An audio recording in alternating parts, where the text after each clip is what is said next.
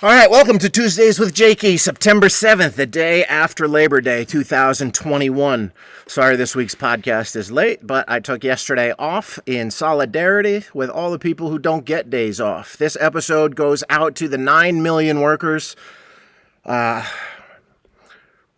workers in the United States who got their unemployment benefits cut off by the federal and state governments on Labor Day. What a fucking fuck you that is on Labor Day. This episode goes out to all the women in Texas and around the country who are scared for their lives and their rights and their bodies. This episode goes out to all the people in foreign countries that the United States has invaded and bombed and murdered over the past 200 and something years. And this episode goes out to all my friends as well. Those of you who are listening, it's been another week of reflection. I feel a lot calmer than I did last week when I recorded from Grangeville. Kind of feeling that there's something in Grangeville that drives my mind nuts. I believe in energy centers in the earth. I believe that certain places make you feel calm and relaxed and at home. Sedona, Arizona is one of those that people have talked about forever, obviously. Kind of got a centering energy, and I felt, since I got to McCall, I felt like I've had that. When I've got up to Yellow Pine, I really feel like I have that up there for the for the most part. Maybe not this past Saturday, which we'll get into. But Grangeville, for whatever reason, it's kind of driven me nuts when I've been up there. My car broke down up there. I got stranded there for 5 days back in February. Weird shit goes on in that town. A few weeks ago, I was there. And spent the night in the Downtowner Inn, and then last week I was there again and spent the night in the relatively luxurious Super 8 and took advantage of their hot tub, but I was a little whacked out last week, as you know from the podcast, and I don't know that I'll be going back to Grangeville anytime soon or trying to spend the night there. No, I don't know it's that. Obviously, it could just be timing. I realized when I was whacked out there a few weeks ago, I'd realized the next day that it was a full moon. I don't know if people believe in full moons. My mother used to work in a hospital and would tell me that on full moons, the emergency room was overrun. If anybody has stories about full moons and weird incidences of nuttiness, I'd love to hear about them. But I'm back in McCall. I worked through the weekend, through Labor Day weekend, up in Yellow Pine, and where I guess I'm moving to. And sounds weird to say I'm moving there because I've basically been living there since the first weekend of July, and I've been spending half of my time there and the other half in Yellow Pine, and then the other half, because I guess it wouldn't be a stretch to say I live 150% of a life, because I'm always filling it with things.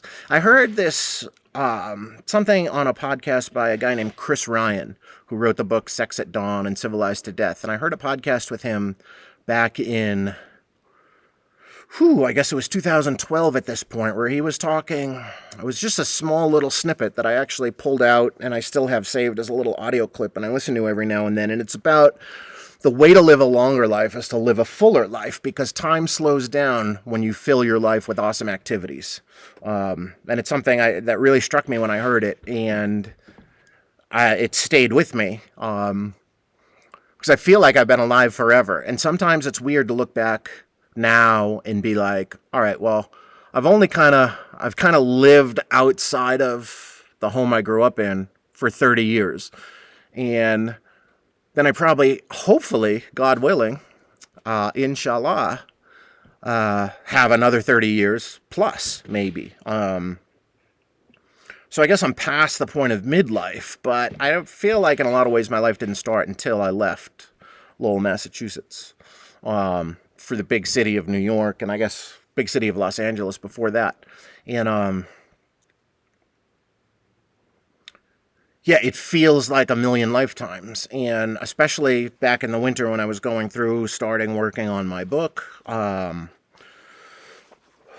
I went through and I did an outline for my book, and I was just trying to make sure that I could go through everything chronologically in my life. And when I was doing that, ended up at 60,000 words just as an outline. And a lot of it I was just making notes and and then you did this and then you did that. And then other parts I was writing long pieces that I'll go back and work into the book later. But it just wowed me how many different lives I've led in that time. And my work lives were relatively compact, or at least not a lot of different ones there. But it just led to so many different activities and travels and turning points in my life and relationships, both with friends and romantic relationships, paramours, you might say. That sort of marked time. But I'd highly recommend people to get out of their comfort zones and do different things. And that's something I was thinking about last week. So when I last checked in with y'all last Tuesday, which feels like 3 months ago at this point, I had ridden from Yellow Pine back to McCall and up through this town called Riggins, and then I rode out this dirt road on Salmon River Road for 20 miles, 16 miles up Salmon River Road to this beautiful white sand beach where I camped for the night. And then the next day I rode into Grangeville and this crazy long-ass dirt road, 77 miles, but for whatever reason, that road felt like it took me all day to traverse, but it only took about 3 hours. But when I finally got to Grangeville, I was completely wiped out. And I felt like I had been riding all damn day and decided not to go any further. And then after that, next morning, I went and saw the Mikes at the Gosselier Power Sports in Grangeville. Shout out to them in case you would like to get your motorcycle worked on in Idaho. But I went by, said hi to them, bought a quart of motor oil for my bike, specialty motorcycle motor oil. Just in case, always good to have an extra quart of oil, especially when you're doing crazy dirt riding and lots of inclines. You tend to rev at high RPMs, and on an older bike like mine, which is a 2010, that can burn oil. So I wanted to make sure I had stock, and I chatted with them for a while, and then I just took off and I rode about 60 miles, 59 miles to Grangeville along Highway 12 or 14, which just winds along this beautiful river, and it ends up in Elk City. And I had been to Elk City last year trying to ride this road that I was on my way to ride. It's called the Magruder Corridor. And I'm going to read a little something about the Magruder Corridor here, but Magruder Corridor is a 120-mile dirt road that connects Elk City and Red River, Idaho, with Darby, Montana, and it's sort of the marquee off-road ride in Idaho. So I had tried to do it last year and it was closed. I had tried to get there on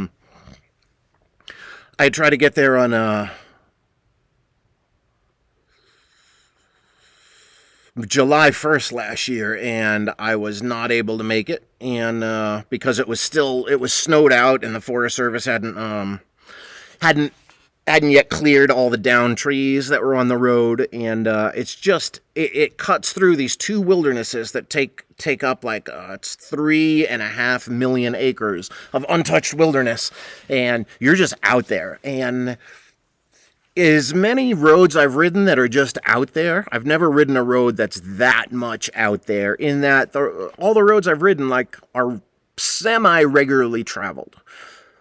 And what I mean by that is, like, you're pretty sure someone's going to come along if something goes wrong.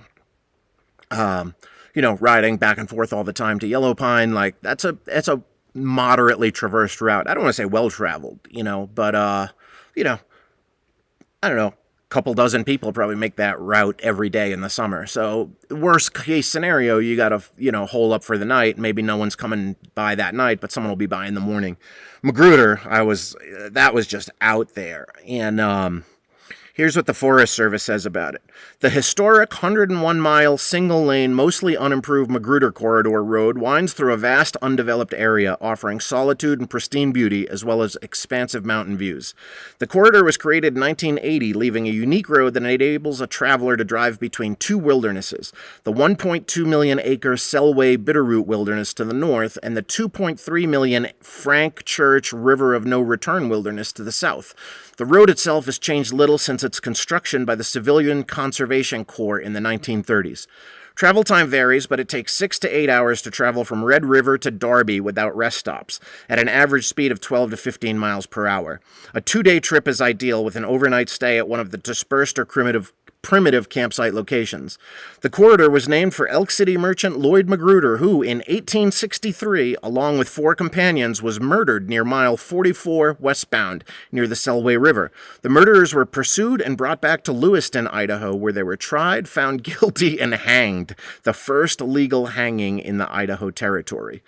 And that sort of prepped me for what I was going to be going through. And the Forest Service considers a 101-mile road. I say 120 because once you leave Elk City, it's a 20-mile dirt road to Red River, which is just a place with a hot spring and a base camp, they call it, which is just a big field with porta potties and tents set up for people who are planning to do that corridor as a hike or a bicycle ride, for them to kind of set up their base camp and launch first thing in the morning, I guess. I ended up launching into that road, I don't know, noonish, 1ish, and I thought I was going to turn it into a 2-day trip. I ended up just doing it all in one day, because when I did find a campsite where I was hoping to camp, which was the spot where Lloyd Magruder was murdered, it was way too fucking cold. I was not prepared for how cold it was going to get up there.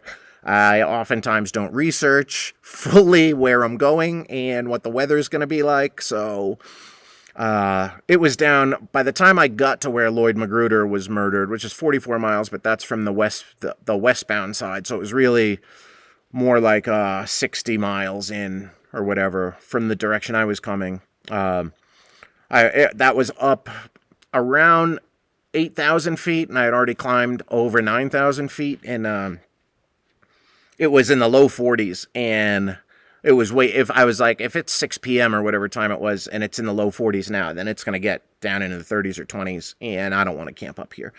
But, God, being out there, man, was like, a few weeks ago I did this road between Yellow Pine and Warren, which I thought that was pretty remote, but it had nothing on this. This was just, I was just so far out in the fucking wilderness. I'd never experienced anything like that. And that gives you obviously a lot of time to think. And in some ways it makes you think about how meaningless you are to the world, right? And the universe. And a lot of nights sitting out at my campsite up in Yellow Pine, I just stare out at the stars and contemplate like how meaningless I am in the scope of the universe, and not in a defeatist, depressive way, but just like you're looking out at all those stars, and they just go on for literally infinity, and you know that every one of those stars could be a sun for another, solar system, and there could be life out there, and you're just like, well, what is what's going on here matter? And it's a freeing feeling, because it just lets you know, like, do whatever you want. Like, does it matter if you get your homework done? Does it matter if you stay at a job? No. None of that shit matters. The only shit that matters is what you're doing right here, right now, right? The past doesn't exist. The present doesn't exist. You're only in yourself for right now. And I try to remember that as often as possible. And obviously, like any human being with a consciousness that's been shot at with bullets of anxiety over the course of my life, you tend to think that everything matters and that every little thing matters. And it doesn't. And being out there in the wilderness, you realize, like, especially on some of these roads that have cliffs on the side, you realize that, like, if you went off the side of that road, like, who's going to notice? And also, who's going to care? And, first of all, who's going to notice, right? Like, you go off the side of that road, if another car doesn't come immediately and see you go off that road, these drop-offs are so steep. Like, when is someone going to find you? What if your motorcycle slides under a bunch of brush? Will a Forest Service helicopter ever even notice? Maybe not. So you just, it reminds you that you got to be in the present and just be there and be aware of your surroundings and try to ride safely. But like at a certain point, man, I really had to stop and take a shit. So at a certain point, I just fucking pulled the bike over and I walked 100 yards out into the woods, and I took my little shovel and I dug a hole and I squatted and I shit in it and I buried my little EcoSafe handy wipes that I used.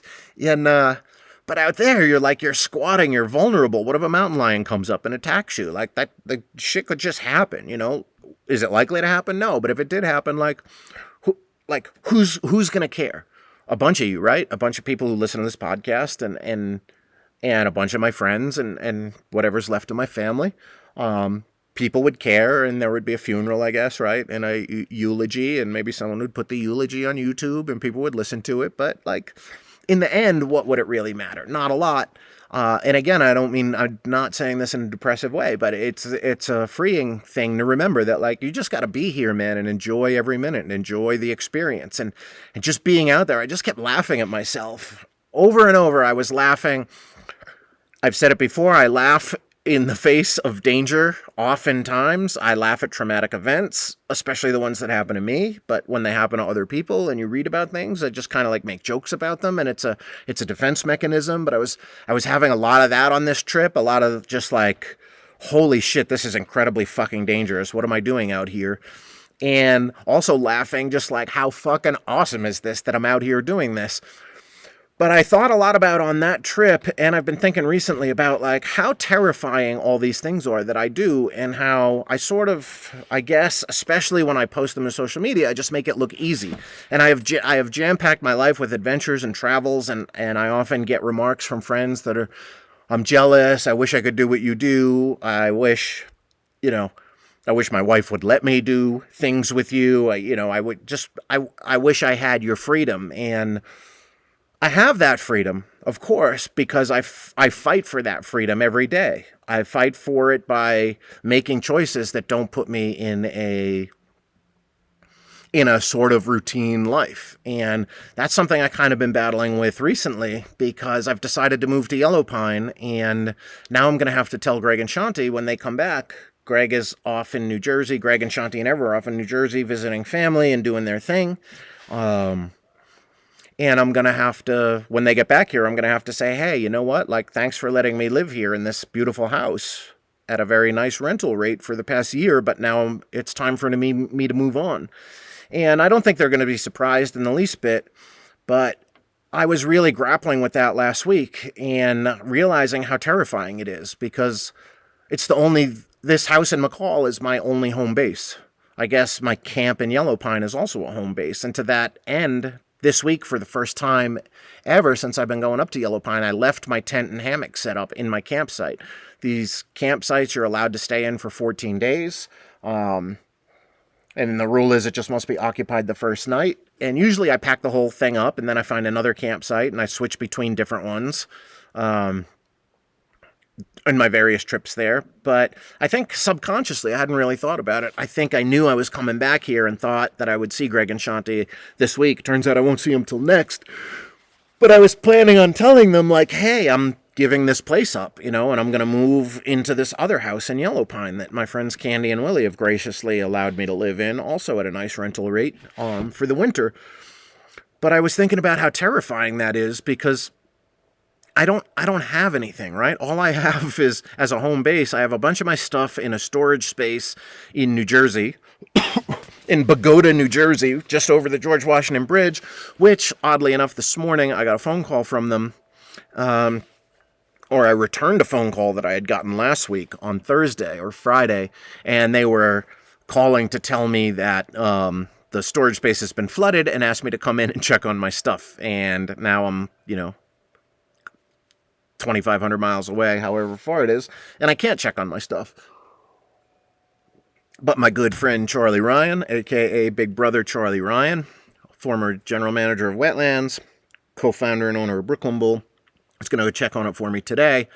And I'm like, well, what if all my stuff is fucked? Like, I don't remember if I left things on the floor, because I wouldn't have expected the place to flood. And like, what do I really need? I've been thinking about that lately, because I'm going to go back there probably in October and go through all my storage space stuff and figure out, like, what do I really need? What do I want to keep paying the store? And, like, a bunch of years ago when I moved to London, I put a bunch of stuff in storage. And when I came back from London, I literally just threw it all out. I grabbed a couple of things out of that storage space and threw away the rest, because I was like, if I haven't seen this stuff in 3 years and haven't missed it, who cares? And obviously I've missed some of it since then, but for the most part, I didn't care. Now I'm thinking, like, well, this stuff that when I knew I was leaving New York, I trimmed it down a lot. Like all my stuff fits in an 8 foot by 8 foot space now. And but there are a few things. There's original paintings I've collected that I don't want to lose, and there's my guitar collection, which is not a big collection, but each one of them is semi-valuable in that they're pretty nice guitars, but more importantly, they have a lot of sentimental value to me. I have a custom 61 Gibson Fender Stratocaster that was made into a replica of Dick Dale's guitar that Dick signed for me to the second best guitar player in the world. That a just crazy fan made and got every fucking piece exactly right. He actually made one for Dick and presented it to him with my help. And Dick was so blown away that he got every detail down. And the way he was able to was at a concert that I was doing with Dick, I went backstage and took close-up pictures of different pieces of the guitar that he needed better close-up pictures for that he couldn't find online. And Dick was so blown away, couldn't believe he got everything so right. Like, said he, could hardly tell the difference between his guitar and the replica, that the guy was so thankful that I introduced him to Dick to present it to him that he ended up making one for me. And then I had Dick sign that. And then I had, obviously, my Flying V from Tragedy that I played took all over the world, and custom bedazzled with Swarovski crystals, and then my Gibson SG, which I love, and my Hagstrom guitar, which my friend Ginger Wildheart got Hagstrom to give me, my acoustic, and one of Rodney's old guitars is in there, so I'm hoping the stuff is okay.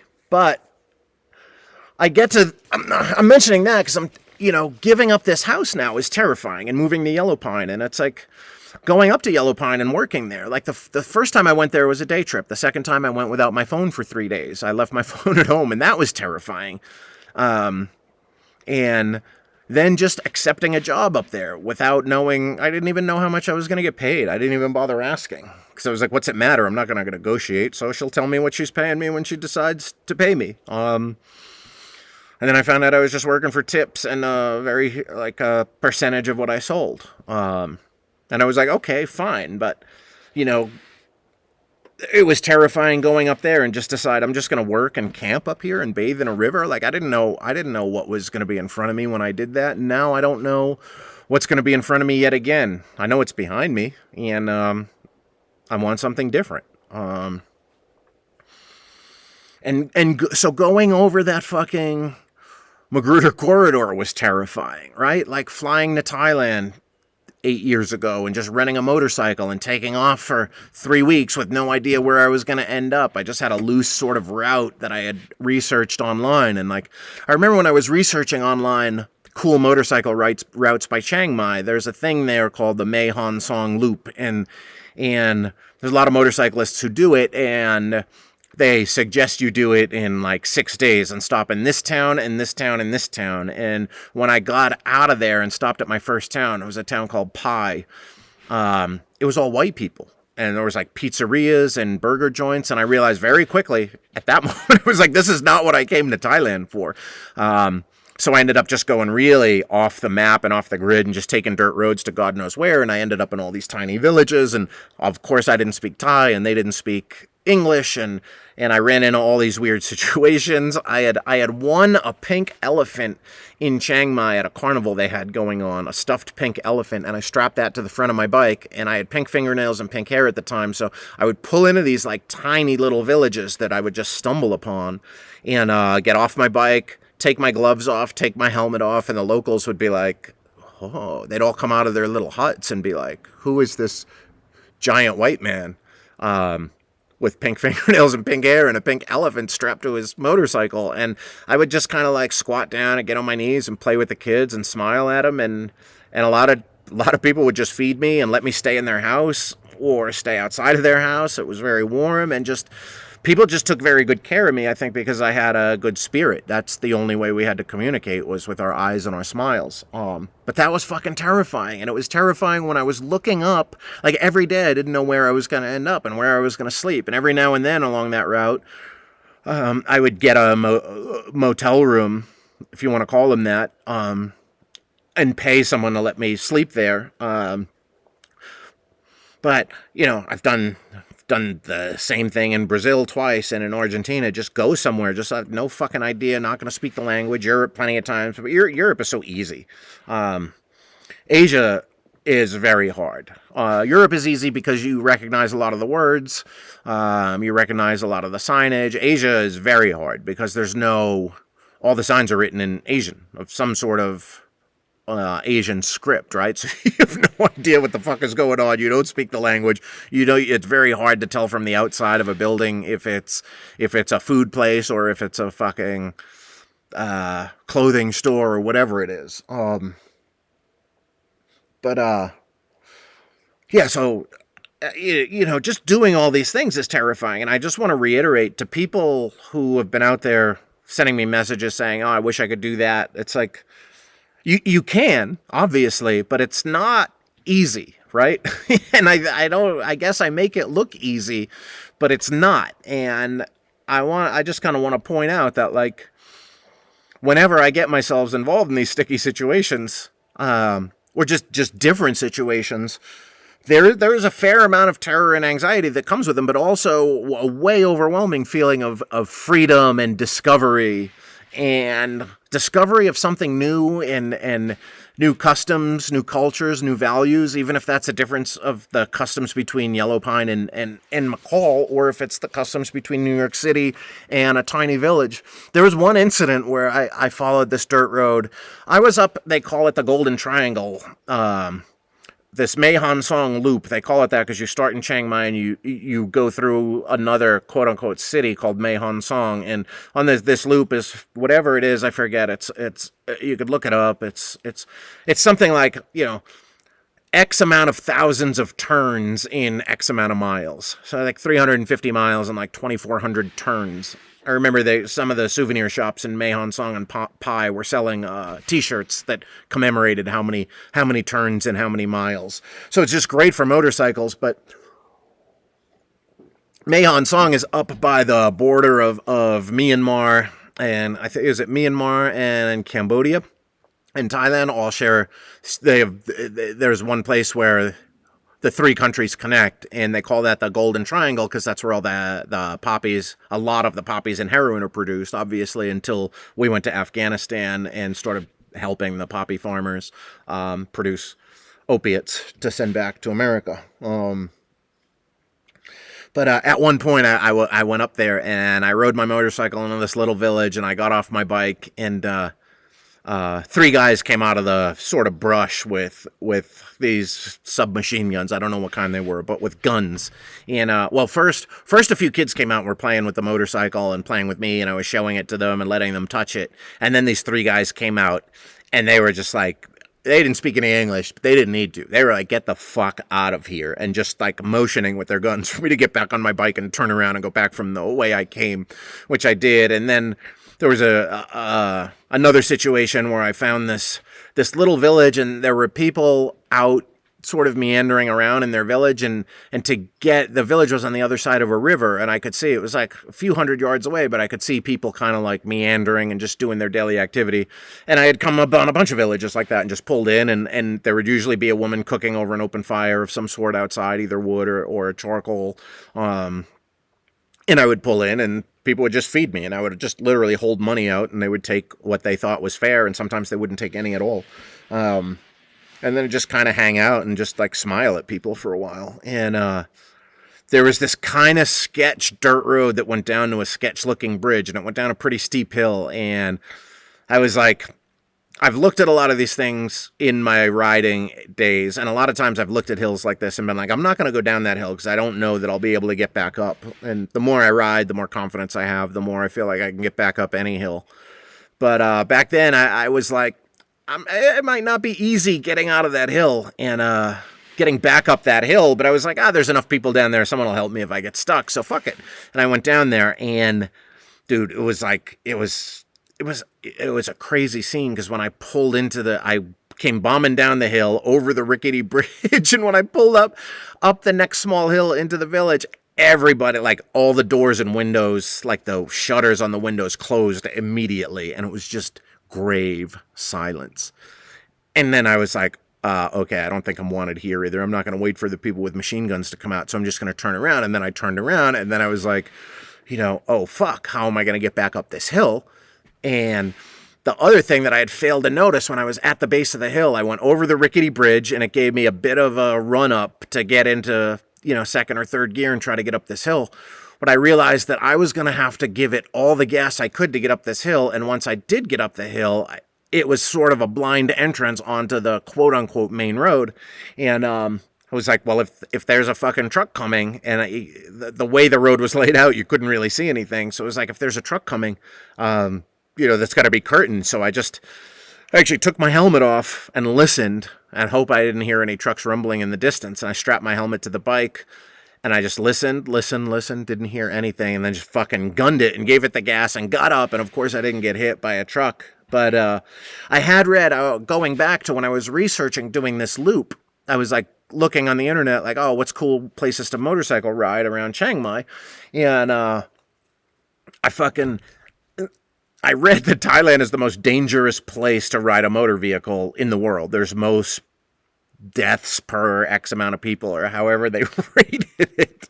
And, that was terrifying. But in the end, I was like, well, you just got to be careful, right? And, probably they mean in the big cities. But then I learned that, on that main loop, which I did the whole main loop, but I did, obviously, lots of different side trips. On that loop, there's, these fucking crazy windy mountain roads and these trucks just barreling down them and coming around corners. And there were plenty of times where a truck came around a blind corner, on or over the center line, and it's just scary and terrifying. But if you're just worried about how terrified you're going to be, then we're never going to do anything fun and cool. So yes, I'm often terrified by my travels and adventures, but never disappointed afterwards, almost never disappointed. Obviously there've been some places I go, can't even think of them right now, but there've been places, things I've gone and done and been like, okay, whatever.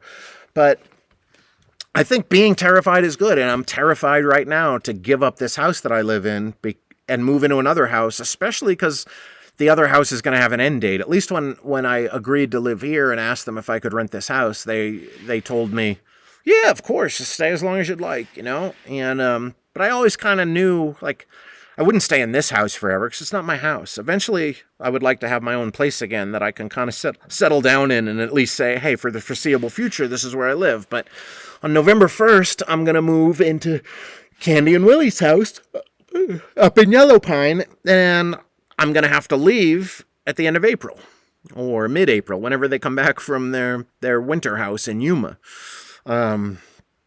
And then it's going to be, okay, well, am I going to stay in Yellow Pine? And, who knows? But who cares? And a few weeks ago on this podcast, I talked about, I read a question and answer from Sam Harris that he had gotten on one of his Ask Me Anythings on his podcast about, how do you square always living in the now with planning for your future?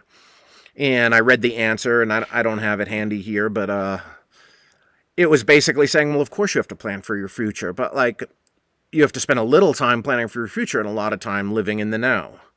And right now I'm going to be in a bit of limbo for the next 7 weeks or whatever, between now and November 1st when I move into this other house. And, I came back here to McCall trying to figure out what I'm going to do with my stuff and how I'm going to get all my stuff to Yellow Pine. I just got to get rid of a bunch of stuff. But even between now and then, I'm not really going to be living in McCall because I'm going to go to Punk Rock Bowling in Las Vegas, and I'm going to be running the pool stage there for the daytime and nighttime shows. I just got my schedule for that, and it's okay money, but not when I looked at the hours. Load in for the first show starts at 8 a.m., and then those shows go from 11 a.m. to 2 p.m. and then we have to do the loadout, and then the load in for the night show starts at 5, and then those shows go till 2:30 or 3 in the morning, and then I got to deal with that loadout and then be back for 8 a.m. So I'm going to do that 3 days in a row. But I'm going to be down in Las Vegas for a week, and then I'm going to come back, and then it's going to be time. I'm going to come back to McCall and then work another weekend in Yellow Pine, and then it's going to be time to go to New York for the H2O shows and stick around for I don't know how long, maybe end up 2.5 weeks for this wedding, I don't know. Then I come back from that, and then it's time to actually move to Yellow Pine, and then, okay, then I'm going to be settled for 6 months, and I'm really looking forward to that. But, like, what does settled mean for me? I thought I was settled in McCall last year, but I obviously ended up 5 days in Grangeville, and then 2 weeks driving a car cross country through that blizzard, which was also fucking terrifying. Speaking of terrifying, that was terrifying until it wasn't, because I had a whole route planned out, and then I ended up getting caught in the blizzard anyway, which was very terrifying. But yeah, all this stuff is terrifying, and leading a full life, if you want to pack your life with adventures and make it longer by slowing time down, you're going to have to be terrified. Or you can just do the easy thing and be bored. But I encourage everybody to get terrified. Even if your preferred level of being terrified is learning a new language, or learning how to ski, or if you know how to ski, learning how to snowboard, or just try shit that's different that you never thought you'd ever do or try or get into. And you might feel like you're about to die sometimes if you try surfing and you get knocked off your surfboard and a wave is tumbling over you, but, like, you're probably not going to die, right? Like, almost any of these things you try, like, you're probably not going to die. Try following me on Magruder Road without being an experienced motorcyclist, you're probably going to die. But, like, you're not going to do that, right? It took me over 100,000 miles of motorcycling to feel super comfortable with going out on the Magruder Road. And that road, I got to say, I mean, it was out there. Just out. I did hook up my little Garmin GPS satellite unit, and I listed my sister as emergency contact, and it has an SOS button, and you're able to check in with people. I could hook up a little app to your phone, and you can send text messages through it.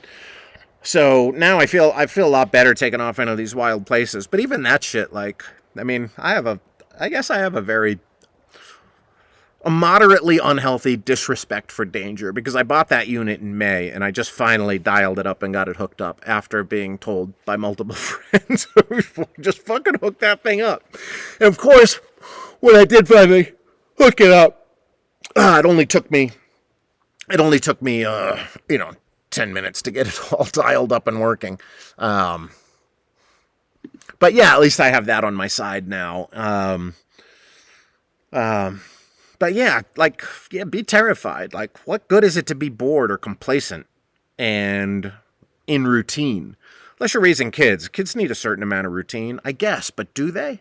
We're going to talk more about that book, Ishmael, on here, and then the follow-up, My Ishmael, is really about how we educate kids nowadays, and, like, the whole routine that kids are used to for being educated is very bizarre, right? Like, I mean, I think if I were to have kids, I'd probably want to do a lot of homeschooling and a lot of traveling with them, and show them that you don't need to be in a classroom. You don't need to be indoctrinated into capitalist culture by being in school. You obviously your kids are going to need a lot of socialization, or they're going to get fucked up. I think the main thing that you learn from school is how to get along well with others, right? And how to play the game of humanity. And that's sort of, whenever I think back about regrets in my life, one of the few that I have is not going to a 4-year university and graduating and, like, doing it when I could have. I've thought about going back to get a diploma, but, like, I don't really understand the point. I have taken lots of classes. I probably will continue to when I'm in a place where I can be. I don't really want to take an online class. Maybe I should, just to see what that's all about, because I have a feeling that online classes, you're not really going to learn that much, but maybe I should. The thing I loved about the classes I took at the NYU continuing education program, which I did for years off and on, was being in a room full of people who were all reading the same book and hearing the professor's point of view, and then doing the discussion, the discussions about the text in class. And maybe I'd get some of that from an online class. But, like, what I feel like I missed out on was that 4-year university and the socialization and making friends for life. But I look back at my own life and realize those first 4 years I spent in New York City just really struggling and scraping along and trying to hustle, I made all these friends that are still my lifelong friends. So we didn't all go to the same university, but we have that, early mid-90s NYC hustle built into us, and that's our common thread, as opposed to being Trojans from USC or whatever the case may be. But yeah, routine is too much routine. I don't think is good for anybody, and too much living in the same place. I don't understand how people can like live in their hometown and like for their whole life. If it works for them, fine, I guess. But like, that leads to closed minds, right? And it leads to people saying America's the greatest country in the world when they've never traveled outside of it. I had an incident last week with some people at work. A couple of people showed up in Trump hats and wanted the all-American cheeseburger, and one guy asked how the fajita was, and I was like, well, it's okay, but it's not nearly as good as the burger. And I often tell people that. They're like, oh, what's good on the menu? And I say, well, you can get an excellent fucking cheeseburger, or you could have a mediocre quesadilla. I make a pretty good quesadilla and fajita, but like I don't like making them, so I just try to trick people into ordering the burger. Use a little psychology, and it usually works. But this guy said to me, well, you don't look like a damn Mexican, so I'll have the burger, the all-American burger. And I was like, dude, when's the last time you've been to Mexico? And he was like, I ain't never been to Mexico. And I was like, well, you might be pleasantly surprised to learn that a lot of native Mexicans are Caucasian. And you're like, no way. And I was like, dude, do you you a fan of boxing? And he was like, hell yeah. And I was like, Canelo Alvarez is a goddamn fucking ginger, man. And he was like, what? And I was like, come on, man. Like, you got to go places around this world, or, even if it's, it could be as simple as reading books and watching documentaries. But like when you go places and actually meet the people and interact with them in different places, sure, travel can be terrifying. And like, I got to tell you, like if you went to an all-inclusive resort in Cancun, you haven't really been to Cancun, right? I learned that the first time I went to the Dominican Republic. I went to a resort. I did go to one in Cancun in my early 20s. And then I was sick of eating the resort food. So I went out and I asked, like, where can I go to get some local food? And the guy at the hotel was like, I wouldn't recommend it. It's dangerous out there.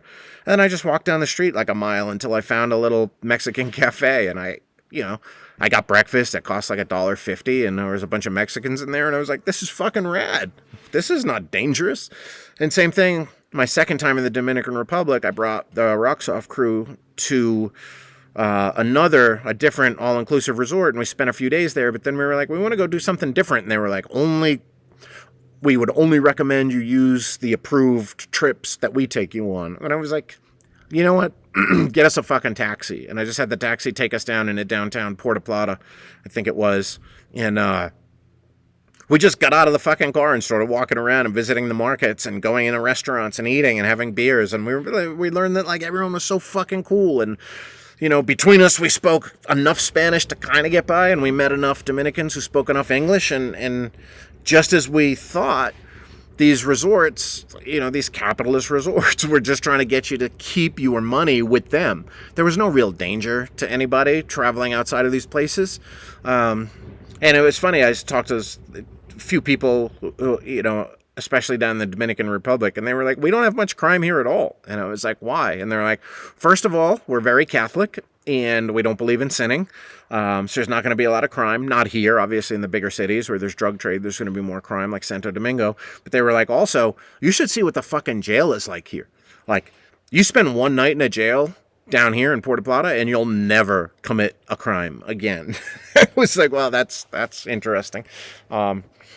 Yeah, that's a whole different way of, obviously we talk about prison reform here and we like it. But like, obviously, probably the biggest problem with prisons in America is that they are private for-profit prisons and not actually there to rehabilitate anybody. But I digress, and I'm getting far off you need to have adventures, and I just wanted to let everybody know that, like, the shit I do is not easy, even when I just seemingly do it on a whim. Like, I'm fully aware of the dangers I'm putting myself in and the uncomfortable situations I'm putting myself in by moving, to a new town. But yeah, so the main thing that happened to me last week before I got back to Yellow Pine was that day of riding. After I recorded that last podcast, was I just changed my perspective ever so slightly, and it fucking made me feel so much more at ease and peace with moving to Yellow Pine. And it was I had spent a couple of days worrying about moving to Yellow Pine and what that would entail and what could go wrong and how I'm going to be upset the delicate balance I found for myself here, or seemingly delicate balance I found for myself here with my mental state. And I kept thinking, like, I have to move to Yellow Pine. I kind of told everyone I would. That's what I'm going to do. But then I started thinking, like, well, maybe I could move to places where I also know people. Like, I could very easily move to Phoenix, Los Angeles, Austin, New Orleans, tons of other places. These are just the places that are feeling easy at this point. I could move back to New York super easily. Plenty of people have offered to put me up in New York if I want to move back, and I got a guest bedroom to stay in. One of which I'm going to stay in when I'm back, like 3 offers to stay in different places when I'm back. But I know I'm going to stay with my friend Stouds, and I've been to her apartment a bunch, and she's chill as fuck, and she's got a nice cat, Luna, and I'm excited to be able to stay there. But for whatever reason, my brain was getting twisted up because I was like, I have to move to Yellow Pine. And then I just on the bike, I was like, I don't have to move to Yellow Pine. I get to move to Yellow Pine. I get to live here for a winter and experience a Yellow Pine winter in this different way. And as soon as I did that, all the anxiety just fucking flew out of the back of my shoulders while I was riding, and the wind scooped it away and took it to God knows where. Probably dumped it on some neurotic friends, but just that little shift in perception and thinking of I get to move to Yellow Pine. I don't have to move to Yellow Pine made me feel so much better and so much more relaxed. And I'm not stuck in Yellow Pine. If at a certain point I decide I'm not having it up here, I can go. But I was really nervous. I was so nervous about spending last winter in McCall that I took my motorcycle to Phoenix, thinking that by the time January came, I'd feel so isolated that I'd want to fly to Phoenix and get on my motorcycle and ride around. I never went back once to visit my motorcycle. And I'm trying to figure out what I'm going to do with my bike this year. Am I going to leave it in Grangeville for the mics to work on? Or am I going to leave it with a friend in Boise? Or am I going to leave it down in Vegas? I don't know. Like, I still don't know what I'm going to do. And I don't even care, really. That's not giving me any anxiety. I'll just figure that out. I could also just cover it with a tarp and leave it in Yellow Pine, which I very well may do. So yeah, we'll see. But by changing a little piece of thinking about my predicament and my situation, it eliminated all my anxiety. And, if you're thinking about doing something, don't say, oh, I want to go travel to another country or another state or see something different or break up with my significant other, whatever the case may be. Be like, I don't have to get out of this relationship. I get to get out of this relationship. I'm the master of my own destiny, right? I can go on this trip. I can not work at this job anymore. I get to quit my job. You don't have to want to quit your job. You get to quit your job. Like, when you think of it like that, it opens up a whole new set of possibilities for any aspect of your life. So speaking of anxiety, I'm going to transition into what happened in Yellow Pine this weekend. And there was a certain sense of bedlam that overtook the tavern on Saturday, and everything's been pretty easy. I've had to throw some people out of the bar who were just drunk and stupid, and it hasn't been much trouble. But there haven't been any fistfights. There haven't been any threats of fistfights. There haven't been no situations where at any point I felt like I was in over my head until this weekend. And I've learned now through 3 kind of holiday weekends up there. I was there 4th of July weekend, Harmonica Fest, which is kind of like a holiday weekend as far as that town is concerned. And then Labor Day. I would imagine Memorial Day is the same thing from what people tell me because it's kind of like opening weekend of the summer, but I haven't been there for Memorial Day yet. But I learned that there's a lot of everyone in the town is cool as fuck. And almost everyone who comes to the town is cool as fuck, other than Mitchell, who I told his story on this podcast already, who got beaten senseless by his friends and knocked out twice and pistol whipped. His mommy had to come pick him up. Other than that, I haven't heard of any sort of anything dangerous. This past weekend, though, I didn't sleep in my hammock because it's bear season now, and I guess it's starting to get a lot colder, and the bear are coming down from the hills and starting to look for food so they can fill their bellies for their hibernation season. I did see a bear. 2 weeks ago, I saw a bear on my way into Riggins on that crazy the Fingers switchback route, and then on my way into Yellow Pine the other day, I saw a baby bear come I was on the road that goes right along the Salmon River, and I came around a little corner and saw some rustling in the bushes, and a bear jumped out maybe like just probably about 30 feet in front of me, scattered across the road. This was definitely a cub. And went up the hill, and we kind of like locked eyes. And then when I brought my bike to a stop because I wanted to turn around and look at it, and I did, and I thought about pulling my phone out to take a picture of it because it was just staring at me.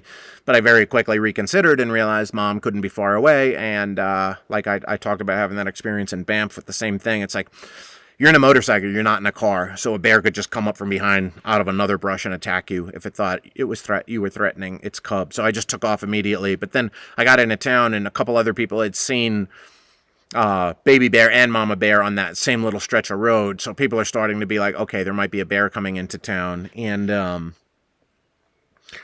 or bears coming towards the town. So I did, for the first weekend, the previous weekend, I had slept in my tent instead of the hammock only because it was too cold. But this past weekend, it was warm again, and I was sleeping in my tent again with my bear spray.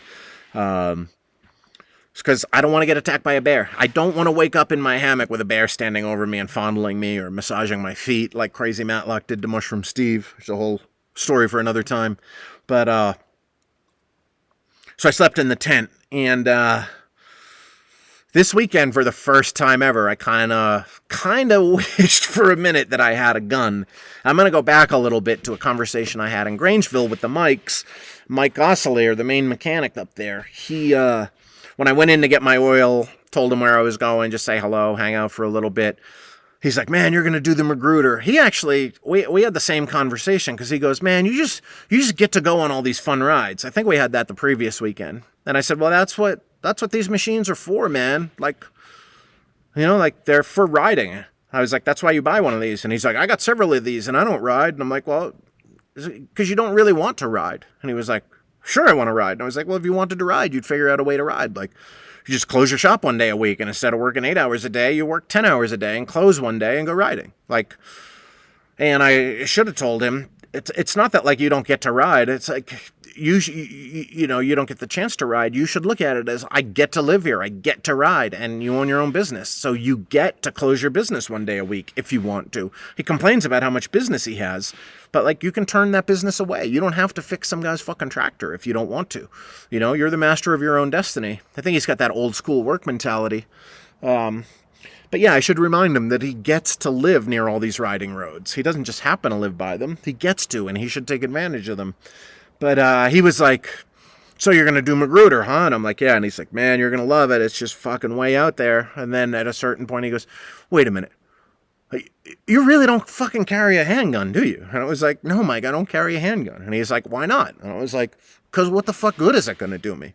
Like, I don't know how to shoot handguns. I mean, I do. I've been to gun ranges. I have probably more experience than anyone listening would probably guess with handling firearms. I've been to shooting ranges over a dozen times. Many times with my best friend from growing up, Stitch, who is very experienced and handy with firearms and has taken many training courses. So like, I definitely get the basics of firearm safety. You know what I mean? You don't keep around in the chamber. You fucking make sure it's empty when you're cleaning it. You always keep the safety on. You never point it at yourself, no matter what, even if you fucking think it's unloaded. Like, there's some very simple things you can do with a firearm to make sure you're not going to hurt yourself. But the chance, when are you going to hurt yourself? When you fucking need to use it and you don't have a lot of experience using it. So like, if a bear comes into my camp and I fumble for my gun, and my heart rate is already elevated, and my anxiety level is through the roof, and I'm fucking scared and my hands are trembling, there's a very good chance I'm going to shoot myself. And not only a very good chance I'm going to shoot myself, that's when people fucking hurt themselves, is when they think they need to use a firearm and end up shooting themselves or one of their loved ones that they think might have been breaking into the house. Like, it's just very fucking stupid to have a firearm unless you really fucking have a reason to believe you're going to need one, or you're super fucking experienced with them. And even then, it's like, what are you doing? I see all these guys come into the fucking bar with their handguns on their hips, and I'm like, dude, if I ever fucking had a handgun, no one would know I would have one. Like, if you get into a situation where you might need a handgun, particularly with another human? Like, do you want that other human to know where your gun is? Exactly where it is? Like, no, you don't want them to fucking know you have it until the minute you need to let them know you have it.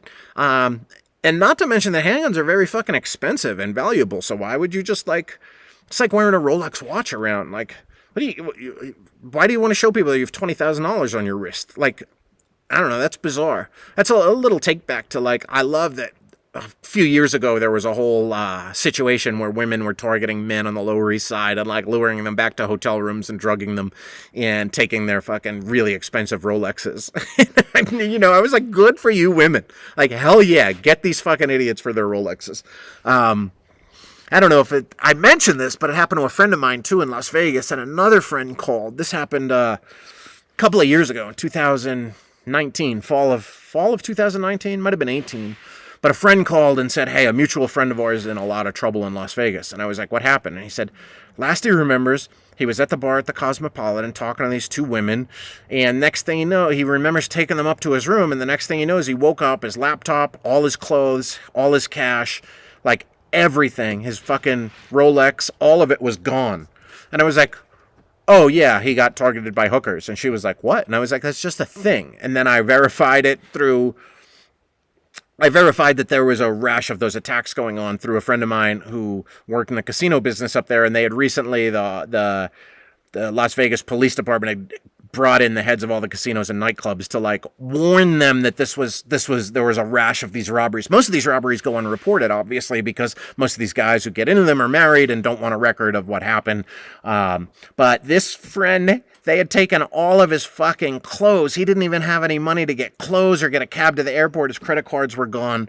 So, she was like, you're the only guy I could think of to call who might know how to help him. So I was able to get someone to, I PayPal'd them $500. They showed up at his hotel room with $500. A really big, burly, bearded, tattooed biker. And I can only imagine the scene when my friend opened the door and my other friend was like looking at him in his fucking bathrobe or whatever, and handed him $500. And then he ended up having to get the concierge to get him clothes and bring him up to the room that he paid cash for, and then he used the cash to get a cab to the airport. And then he somehow, I don't know what he told his wife. I've still never spoken with him about this incident. And to be quite honest, I would assume that he knows that I was the one who ended up facilitating it all for him. But yeah, so like handguns, back to handguns, like why would you carry something on your hip that everybody knows is worth well over $1,000? Just doesn't make any sense to me. But my conversation with Mike was, he was like, well, what if you get into some trouble out there? And at first I was like, I don't know how to shoot, man. I don't have experience. I'm not really an experienced shooter, so I'm not going to just carry a gun around in the fucking wild. Shooting at a shooting range is one thing. You know what I mean? You're just, you're at a shooting range. There's tons of trained people there. You're just shooting at a target. Very small chance you're going to be surprised by something. Unless there's an active shooter inside, which I don't think they would last long because everybody else is probably dying to shoot somebody. But, I'm like, I'm not going to buy a gun and go walk into the woods and like do these stupid, militia training exercises or whatever.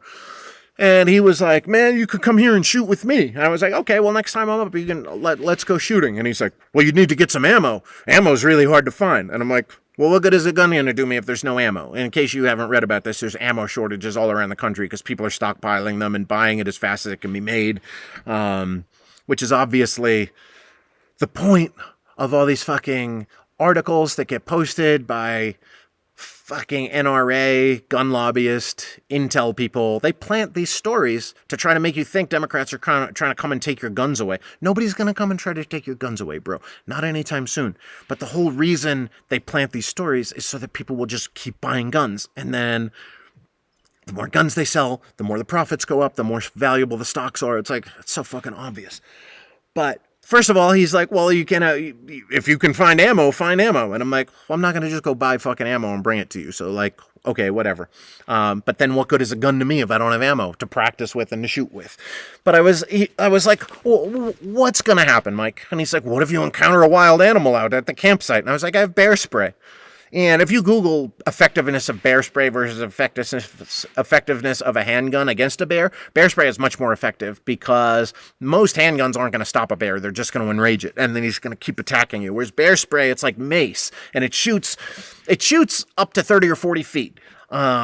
Which you try shooting at something, go to a fucking target range tomorrow and try to shoot at something that's 40 feet away without any reliable practice. You're not going to even come close to the target. You think you will because they make it look easy in the movies, but it's really fucking hard. So first of all, are you even going to hit the bear? Probably not. Are you going to hit it with mace that has a wide spray? Probably. So you're a lot safer with bear spray. But he was like, what if you get attacked by a wild animal? I was like, I have bear spray. Well, no, you want to be able to put the animal down. And I was like, yeah, I don't know, man. I was like, he's like, what if you encounter a wolf? And I was like, well, what if I encounter a wolf? Like, probably not going to. But I'm probably going to cower and shit my pants and maybe get eaten by a wolf. That's probably what's going to happen. But, I was like, when's the last time you shot a wolf? And he was like, never, but I'd love to. And I was like, well, then get a fucking hunting tag and go shoot a wolf.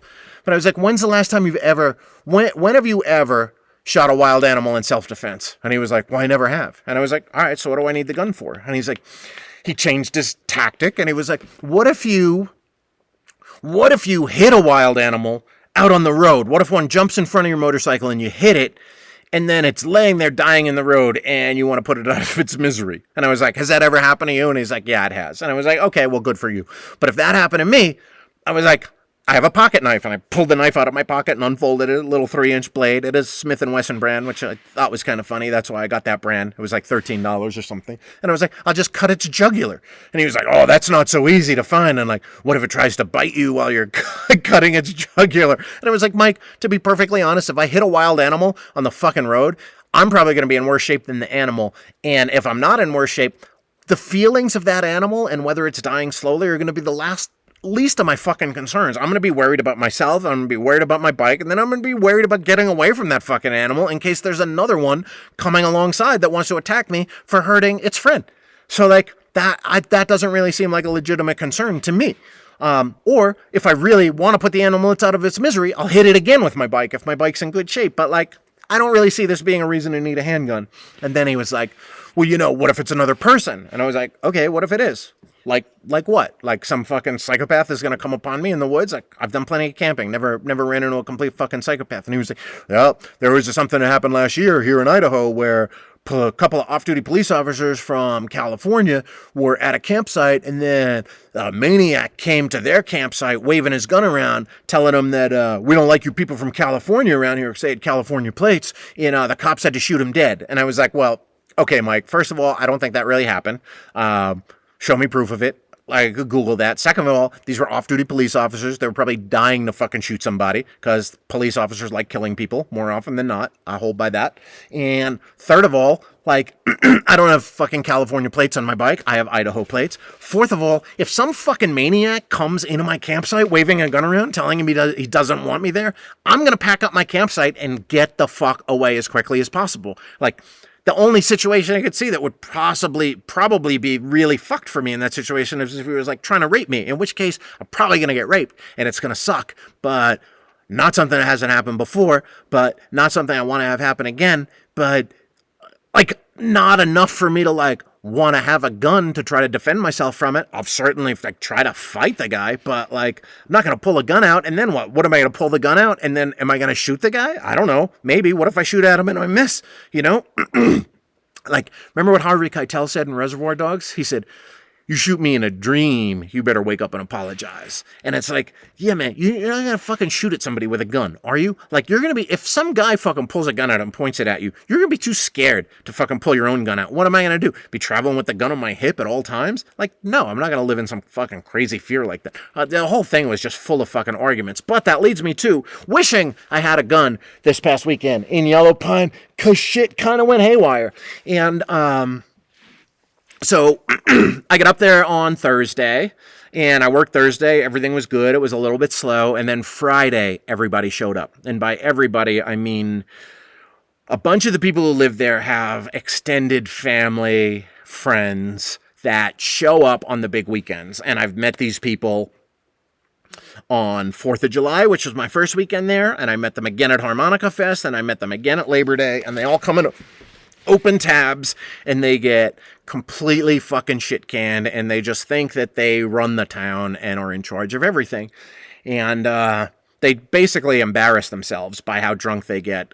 This time, one of the dudes up there, little Ryan, a flaming gay dude, his aunt and uncle came to me and said he got fucking completely obliterated during Harmonica Fest, and then took some acid at like midnight on the Saturday night. Him and T-Bird, and I was like, "What are you two doing?" You know, they're like, "We're on acid. You want some?" And I'm like, "When did you take the acid?" And they were like, "An hour ago." I'm like, "You were already shit-can drunk, and now you're tripping." And it's like, you're not fucking 19. Like, what are you doing?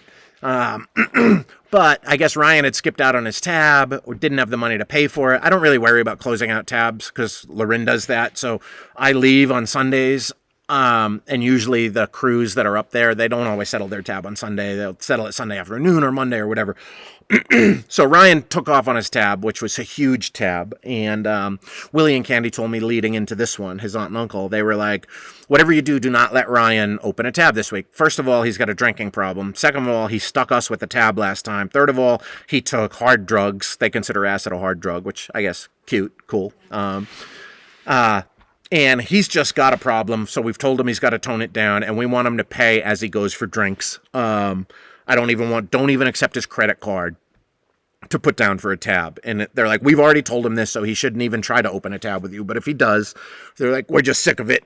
He's got to get his shit together." And I was like, okay, so he didn't open a tab. But I was like, all right, yeah, there's issues up here with a lot of these people. So Friday they all showed up and people were getting pretty drunk on Friday. And then Saturday there was a golf tournament. There's a golf course in Yellow Pine. I don't know if I mentioned that. It's not like any golf course you've ever seen. It's sort of a pitch and putt through the pine forest, and there's tees built and a sign for every tee, and then there's a green that's made out of river sand, and you can just take a club from a trash barrel full of clubs that people have donated and grab a ball and go play. Some guy in the 80s made a deal with the Forest Service to be able to build this golf course, and it's just like a cute little thing that they have in town, and people are like, "Oh, I played golf in Yellow Pine." But they have a tournament every year on the Saturday of Labor Day weekend. So this year I was a little aside before I talk about how things got haywire, but Wally, from the Wally and Roberta couple that I love so much, that are in their mid to late 80s. I think Wally's 88 and Roberta's 84. They come in every day after dinner for a glass of wine, and they split their glass of wine. It's super cute, and I pour half a glass to one and half a glass to the other, and they give me $5 for a $4 glass of wine, and I get $1. It's a very nice tip, and not really it's a fine tip, but they split their wine, and then so on Thursday night they were in drinking their wine, and I've heard about Wally's cannon, about how Wally has a cannon, and it's an actual real cannon, and he fires it off every year at the beginning of the golf tournament. And I asked how old the cannon was, and very old. I got it from Roberta's dad, and then a couple other people after Wally left made jokes about how that's probably why he married Roberta, and they weren't really jokes. They were kind of half serious. We think he married Roberta just to get his hands on her dad's cannon, and it was a dowry or something. And so Wally was like, "Hey, do you want to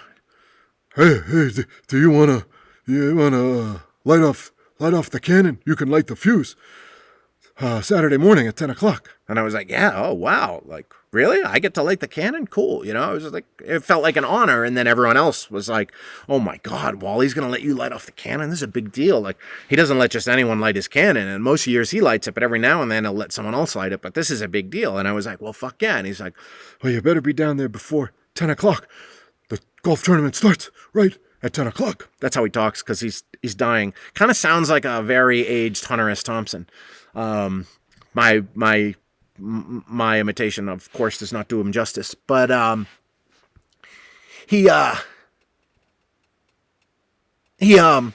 so he said I could light off the cannon, and I was like, great.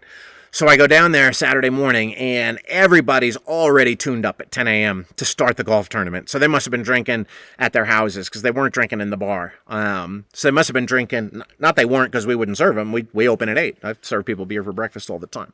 But they were already a bit tuned up, and people were showing up with coolers to take out on the golf course, and Ann and Nikki, a couple of the ladies who live up there, brought their 4x4s by, like their little quad 4-wheelers with coolers strapped to the back, and we're going to be driving around serving people beers like the golf cart girls on golf courses. And I was like, all right, this is going to be a shit show. But I come walking down there, and dude, I swear to God, it felt like fucking Spinal Tap. If you're a fan of Spinal Tap, you know that they decided for their song Stonehenge, they needed to step up their stage production, and they wanted to have an actual replica of Stonehenge descend from the ceiling.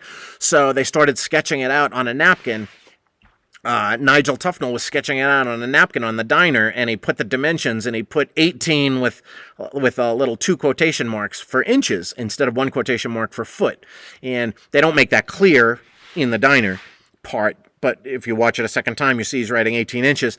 And then the thing gets lowered from the ceiling in the middle of the song, and it's 18 inches, and it drops down between them while they're during the big, story part of the song Stonehenge. And these dwarves come out and start dancing around it, and they're towering over this mini replica of Stonehenge.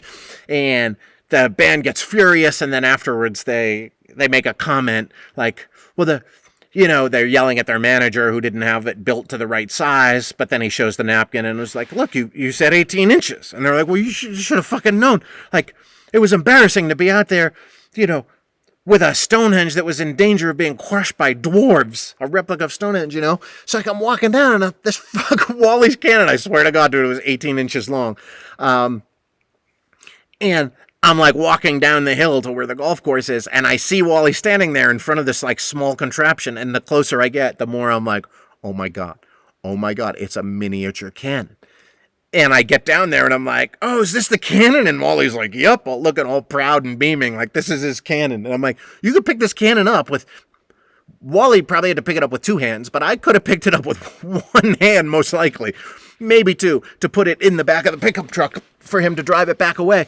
But I was just like, you gotta be kidding. Oh my God, this is the cannon that I get to light. And in all fairness, it did make a really loud boom. Like, loud enough, but also it also made me think like, well, how loud would a real fucking cannon be? Because it was a pretty loud boom, and it was filled with a blank, not a real cannonball. But, like, had it been filled with a real cannonball, it would have been the size of a golf ball. I'm not kidding. That's how small this thing was. And I was like, I don't know why they didn't shoot a golf ball out. Like, next year. It's a golf tournament, right? Get a fucking golf ball. Get a primitive golf ball. Anyway, so everyone was fucking tuned up. And then there was the annual potluck dinner at 4 o'clock. So we ended up in a big rush. We had a big lunch rush.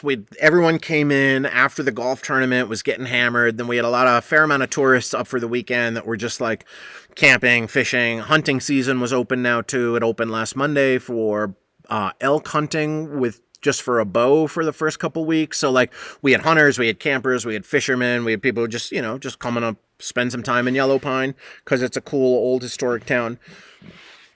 I put in quotations like the ones from the Spinal Tap drawing. But shit got like really busy around noon, and then it stayed busy. And when the golf tournament ended around 2, it got more busy, and I was working all by myself. And at a certain point, Sue Holloway came behind and helped me. She used to run the Silver Dollar Bar with her husband, Steve Holloway, who I've said before is like the closest thing I've ever met to Bubbles from Trailer Park Boys in real life. And if you get that reference, you'll know what I mean. He's like, in his late 60s and total Bubbles vibe, but has his shit together enough they own the set of cabins up there called Alpine Village, and they've owned the general store. They own the Silver Dollar Bar. And so Sue knows what she's doing, so she pitches in and helps every now and then. And I was like, Sue, I'm fucking slammed. I had like multiple groups of Mormons all in a row with like fucking so many kids, and like you're trying to make 11 fucking lunches at the same time while dealing with the customers at the bar. So I was overwhelmed, and I asked for help, and Sue was helping me out. And at a certain point, what is the order to best tell these stories in? Okay, so at a certain point, I said to Sue, okay, I got it under control now. Like, there's no more lunches. Then the potluck started. That's what happened. We had a huge run of lunches leading into potluck. And once the potluck started, I decided I was going to shut down the grill. And like, no more, we're not serving lunch because the potluck is happening. And if you were a member of the town and you brought something, you could eat for free. And if you weren't a member, you're supposed to make a donation to the town's water department because they need more funding to make sure the water stays clean and whatnot.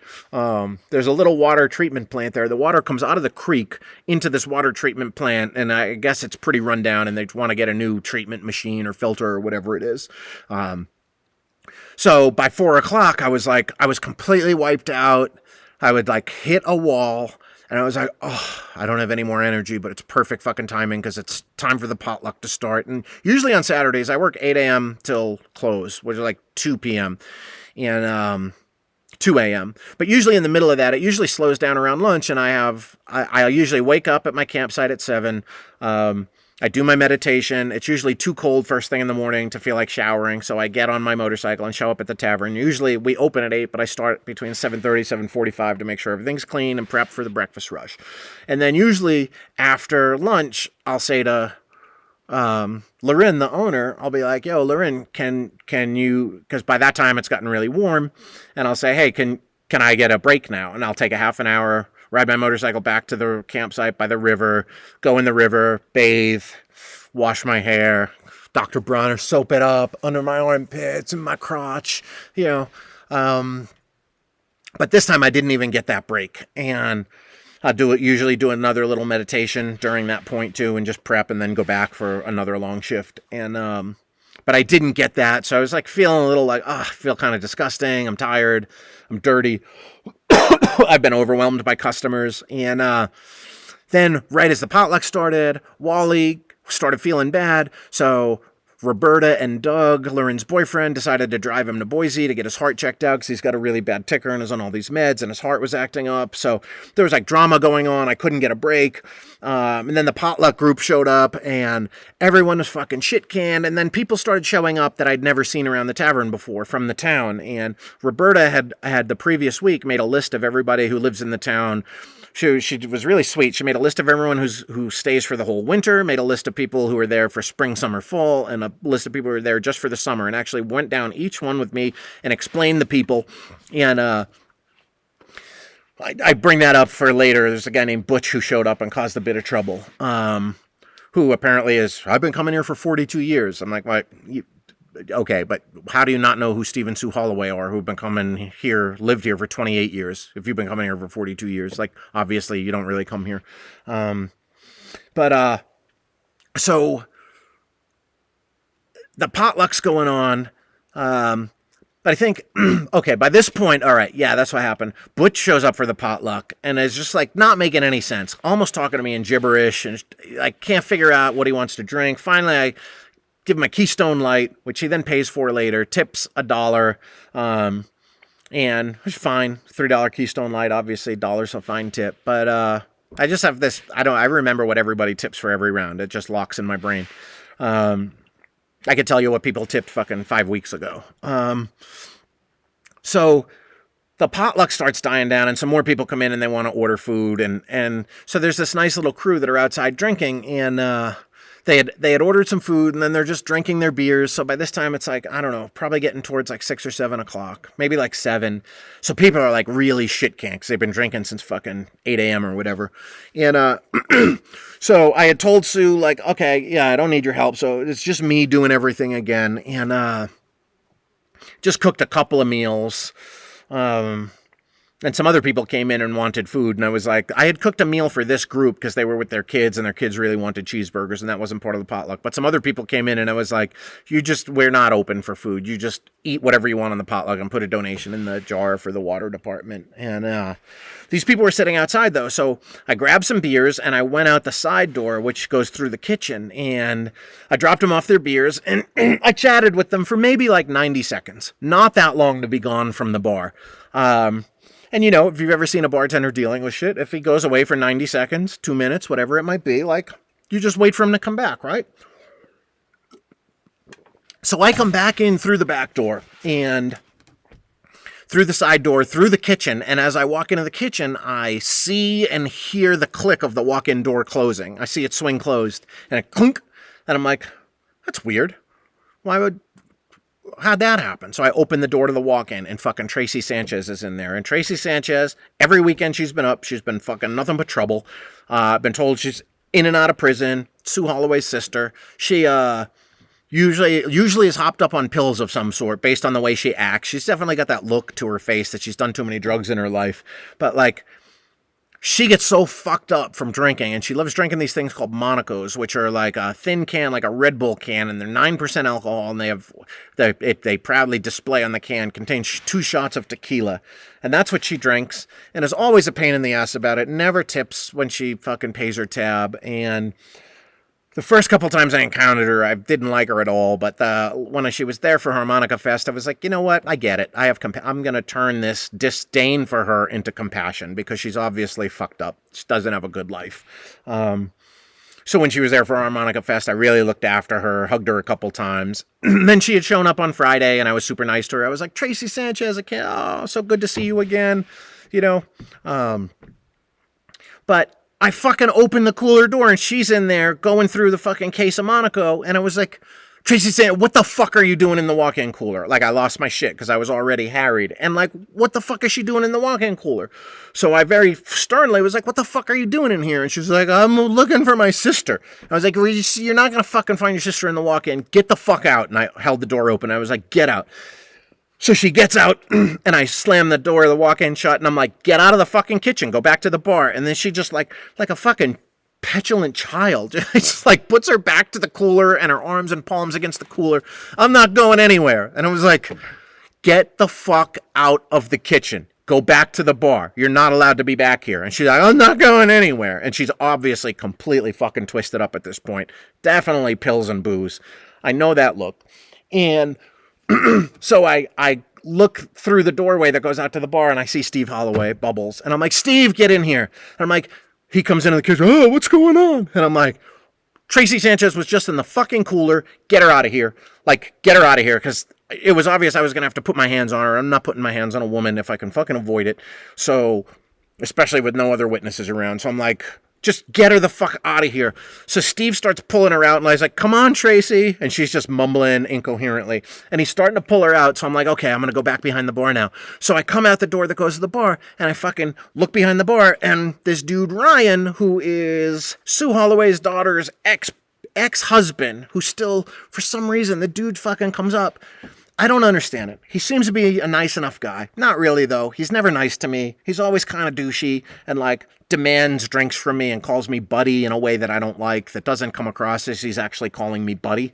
More of a demeaning buddy. Give me 2 Bud Lights, buddy. That kind of vibe. And he was married to Sue's daughter, T-Bird, who is fucking cool, and I dig her a lot, but she's also nuts, and, like, has kids with 3 different dads, and I've joked to her mother that, like, I'm going to be her I want to be her next ex-husband, because one ex-husband was a mushroom picker who just, like, came into town once to pick mushrooms and then disappeared, and so they don't know where he is or who he is. Then the next ex-husband, baby daddy, was, this guy Ryan, and Ryan comes up and is just always like, he gets shit-faced drunk every time he comes up and just leers at her and her new husband. And I've said a few times to people, I was like, what is the deal with this?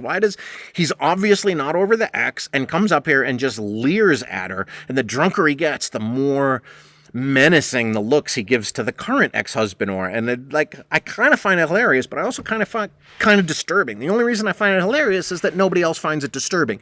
And I'm like, but this is not right.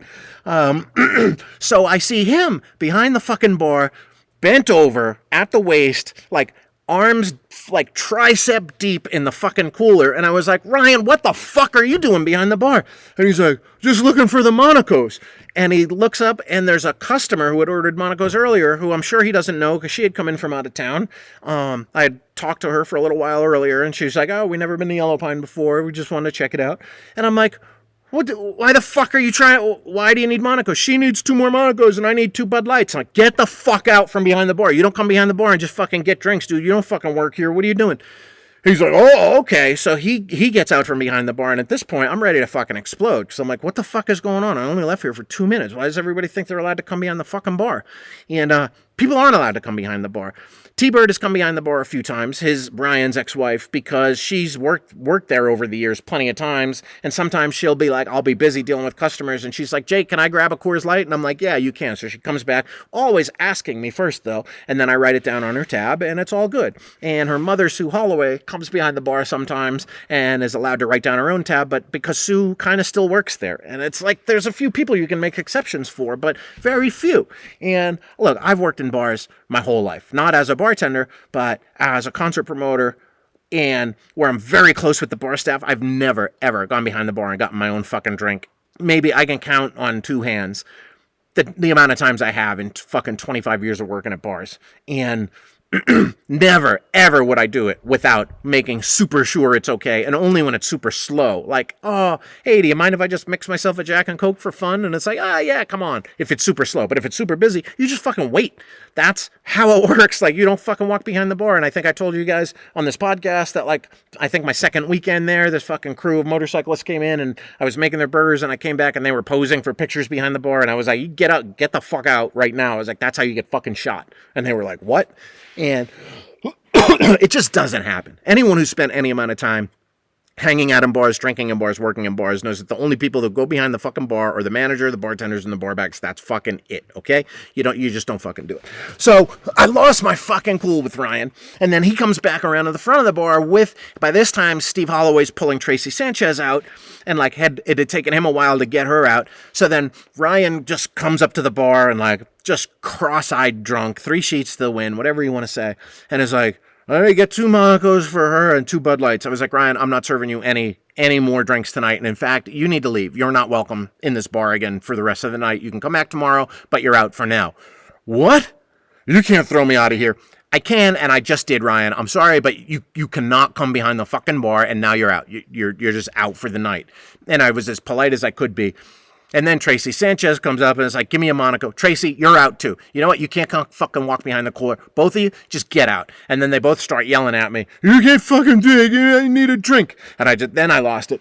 And I was like, you guys, get the fuck out of the bar. You're not fucking welcome here. Maybe you can come back tomorrow. And then Steve Holloway steps in and is like, hey man, you got to understand, there's certain people that have been coming to this town forever that can do whatever they want. Steve, you too. All of you get the fuck out. Steve, if this happened at the Silver Dollar Bar, and you had people going behind the bar and I was working and I didn't stop them, you'd fucking fire me. Well, I wouldn't fire you. Well, you should fucking fire me. Get out. I'm sorry, you guys got to get the fuck out. And then Ryan wants to fight me over it and then starts screaming at me, fuck you, motherfucker, I'll fucking kill you. And then as that's happening, he's getting dragged out or like shuffled out by his friends. And I'm like, yeah, okay, dude, fucking kill me. Come back and kill me. Come back and kill me tomorrow. That's when you'll be welcome in the bar again. Like waving at him as he's out the door. And like, I definitely lost my shit, but it calmed down and was just like, okay, whatever. And I'm like, oh God, what a fucking nightmare. Meanwhile, we're full of fucking customers, a lot of them tourists. And then they come over and they're like, oh man, you really fucking handled that, right? Oh wow, Jesus Christ, what the fuck was that all about? And like, pretty much everybody's on my side. Sue Holloway comes running in almost immediately. Hey, I'm so sorry. I'm so sorry about my sister and Ryan. Oh my God. You were totally in the right. Yep. Don't worry about anything. And I'm like, well, I'm not really that fucking worried, but like, she's like, no, and gives me a big hug. And then T-Bird, her daughter, comes in 5 minutes later and is like, oh my God, Jake, I'm so sorry about Ryan and my Aunt Tracy. Oh my God. Like, I'm so sorry. Yeah, they were completely in the wrong. They're both fucking hammered. And I was like, yeah, I know they were in the wrong. You don't have to apologize. You didn't do it. It was them. They're out. Like, they can't come back in here again tonight. But on the inside, I'm like, holy fuck, Jesus Christ. I can't believe that all just went down like that. And I had to fucking scream and yell like that. And like, people threatening to kill me. And I'm like, but I'm like, okay. So things have just returned to a like pretty relative state of calm, and I've served everybody else in the bar who wanted drinks, and everybody was telling me that I had done the right thing. Even the random customers were like, Jesus Christ, can't believe you have to deal with that kind of bullshit. And I'm like, yeah, I know, right? But hey, it just comes with the territory. It's a weird town. People come up here, they think they own the town, whatever. So I'm just kind of calming down. And then the guy, Butch, who I had mentioned, who had been in here earlier. So Butch had been up earlier talking about, I've been coming to this town for 42 years. Well, I've been here since June. Never seen you. But nice to meet you. Like, do you own a cabin up here? No, my brother Skip owns a cabin. He just died recently, and now it's my cabin. but yeah, this is a great town. And then I introduced him to Steve Holloway, and I was like, hey, Steve, you know Butch? And he's like, no, Butch. And Butch is like, no, Steve. And I'm like, well, Steve's owned the Alpine fucking Village here for 28 years. So then it's dawning on me that, like, you've not been coming here for 42 years. Everyone in town knows Steve Holloway. He's basically the fucking mayor. Own the store, own the other restaurant, own the Silver Dollar, own the fucking Alpine Village cottages, which are the only place to stay in town. They're the only hotel other than the glorified hostel that's literally collapsing in on itself, and the 2 motel rooms next door or behind the general store, which Steve owned for a number of years. So I'm like, all right, this guy Butch is kind of full of shit, and he's a sloppy drunk. He's a lousy dude, slovenly, white hair, long white beard, slovenly but feeble at the same time. And so earlier Butch had come in and been like, hey, you play music? This is before all the bedlam broke out, like an hour or two before, and was like, do you play music on CD or like a computer? And I was like, I play it off my phone, dude. Everything I play in here is just Spotify mixes that I'd made.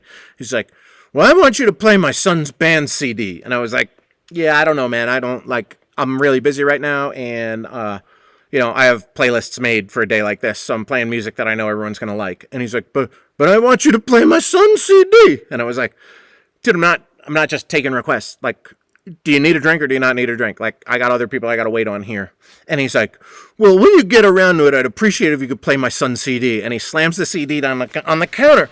And it's this band called Jug Mountain Parade, or Jug Handle Parade. And I was like, oh, Jug Handle Parade. I forget if it's Jug Handle or Jug Mountain. It doesn't really matter right now. But I was like, oh, Jug Handle Parade. Right, that's Joe Sullivan's band. And I only know this because Joe Sullivan used to live in this fucking house that I live in, and Greg and Shanti produced the CD. And I was like, oh, that's Joe Sullivan's band. And immediately Butch is like, this is not Joe Sullivan's band. It's my son Dave's band. Why would you fucking call it Joe Sullivan's band? And I was like, well, I don't know, man, because, like, Joe Sullivan's a guy who plays guitar and sings and writes all the songs, so it's the only guy in the band whose name I know, so I just said it was Joe Sullivan's band. No offense to your son, Dave. Like, I don't know. Like, okay. And I'm just kind of, like, shocked. I'm like, well, why the fuck is this guy so mad at me now? And he's like, yeah, well, I'd really appreciate it if you played it later. And I was like, I don't know if I'm going to play it later, but eventually I'll get to it. Like, when it slows down, I can change the music around. But, all right, Butch, do you need another drink? No? Okay, cool. Next. All right, hey, Danny, you need a fucking Coors Light? Whatever. You get back into things. So that was like 2 hours before all the bedlam broke out. And then, not long after sanity and order had been restored to the tavern from kicking out these other 2 fucking fools, then fucking Butch comes back in. I'm talking, by not long, I mean, I don't know, less than 10 minutes. Maybe 5 minutes. It was not long. And Butch comes in, and I was like, hey, Butch, can I get you something? And he just goes, I see you haven't played my son's CD, because it's still sitting on the bar. And I was like, yeah, man, I didn't get to it yet, but, like, I can get it on Spotify, so I'll add it to one of my playlists, and I'm going to be playing your son's music in this bar. Well, you have to be so fucking rude to me, and I still don't like the fuck that you fucking called it Joe Sullivan's fucking band. And I was like, Butch, get the fuck out. I was like, get out right now. Get the fuck out of here. You don't come in here and fucking treat me like that. We don't fucking take requests. And I just lost it on him because I had just, like, all the pent-up aggression I had from earlier, and he just starts screaming at me like that. And he's like, who do you think you are to talk to me like that? I was like, Butch, get the fuck out. Get the fuck out of this bar right now. I'm an old man. I'll come back there and kick your ass. You are an old man, Butch. Don't try to kick my ass, because I'll kick your ass right through death's fucking door. Now get the fuck out of here. And then Loren was standing right next to me, just looking at me with this bemused smile while this is going on. And then he goes, Loren, are you going to let him talk to me like that? And she goes, you heard the man, Butch. Get the fuck out. You're acting like a complete asshole. Please leave. And Butch goes, oh my God, I can't believe it. And then Butch just fucking finally leaves, but, like, while yelling at me and trying to, like, one-up me on the way out. And I just kept yelling back at him way louder than I needed to, way ruder than I needed to. But by this point, I was just making a point to everybody else in the bar, like, don't even fucking try it tonight, okay? Like, I'm not in the mood for fucking any of it, and you're gonna get chumped like a motherfucker. So Butch finally leaves, and then Loren goes outside, and then a couple more people came in being like, hey, don't worry about those guys, what happened earlier. And I'm like, why is everybody worried about me being worried about what happened to those guys? Then I look outside, and I see that Butch and Ryan and fucking Tracy Sanchez are all fucking gesticulating wildly and pointing inside. I can see this through the window, and I'm like, oh, I know, I get it now. Everybody's everybody's telling me not to worry because they're outside threatening what they're going to do to me and all that. It's very fucking obvious from the body language. And then Lorin follows Butch out, and I can see her through the window, like, kind of like playing the role of peacemaker. And I gotta say, fucking Lorin had my back with Butch by saying, like, you heard the man, get out, like, you're being an asshole. And had she said anything else at that point, if she had said, hey, you're being too rough with my customer, I was so fucking heated, I would have left town right then and there. I would have just fucking handed her the register, a bed like, I'll see you later. I was so close to doing that. For the next, like, hour after that, I was just like, oh, God, am I, like, is this going to be fucking problematic for me now for the rest of my time here? And I came very close during that next hour while I was cooling down of just being like, I gotta fucking, did I just ruin my entire time in Yellow Pine? Does every local hate me now because I fucking did this? Are they just telling me that it's okay? And more, I was like, everyone knows where I camp by this point because you can see my motorcycle at my campsite, you know, like, and so it's become common knowledge. I camp down on the East Fork, and I do change my spots, but, like, you know, there's not that many people around, so then I'm like, fuck, am I going to, like, that's when I started thinking, maybe Mike has something here. Maybe I do need a gun, because am I going to go back to my fucking campsite tonight and have to worry all night? Is Brian going to come back with some of his friends and try to kick my fucking ass? And that was fucking terrifying, to be honest, for the next couple hours. And then later that night, I started thinking, like, you know, maybe I'll sleep upstairs in the tavern tonight, but I don't really want to sleep upstairs in the tavern. I like camping way better than sleeping upstairs in the tavern because it's fucking dusty and kind of gross. And so while I'm thinking about all that and things are cooling down, and then finally I'm looking outside the window a few times. Lorin had just gone home.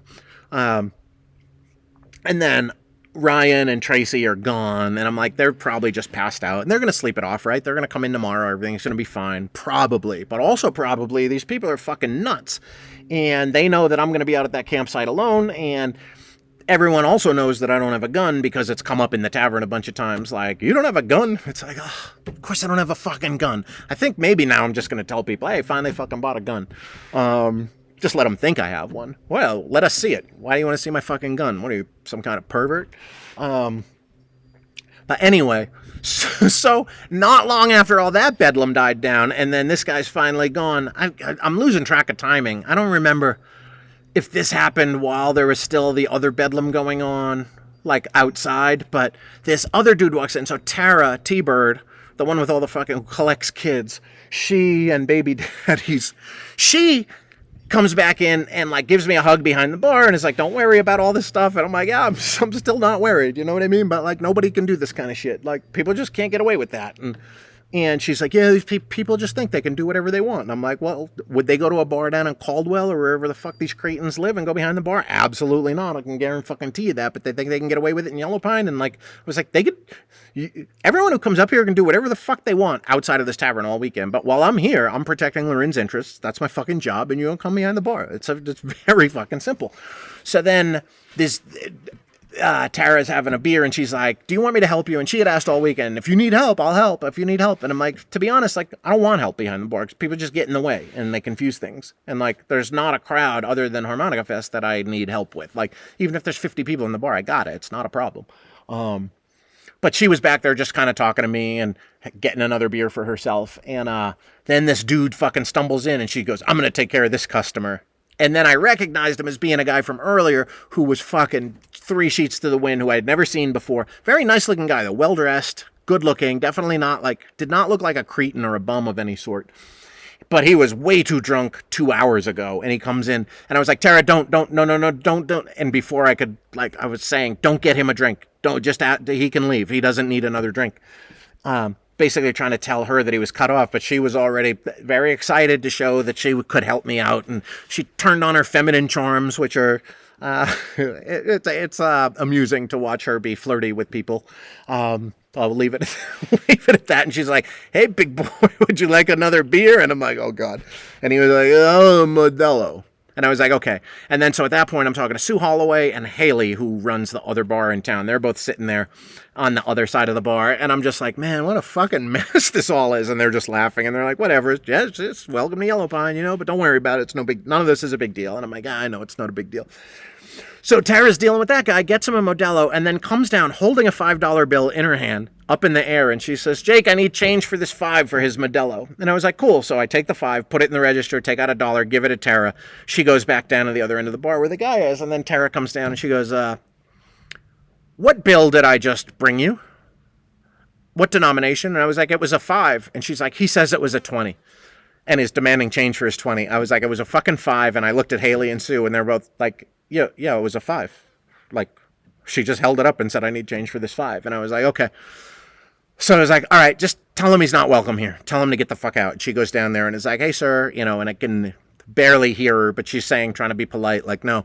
And then he just starts screaming, you fucking people are fucking stealing from me. So I walked down to the end of the bar. I was like, dude, get the fuck out. And he was like, what? And I was like, get the fuck out of our bar. Take your drink. You can take your drink outside, but get the fuck out and don't ever come back here. Not tonight or ever again. You're not fucking welcome here. You don't come in here and accuse us of stealing.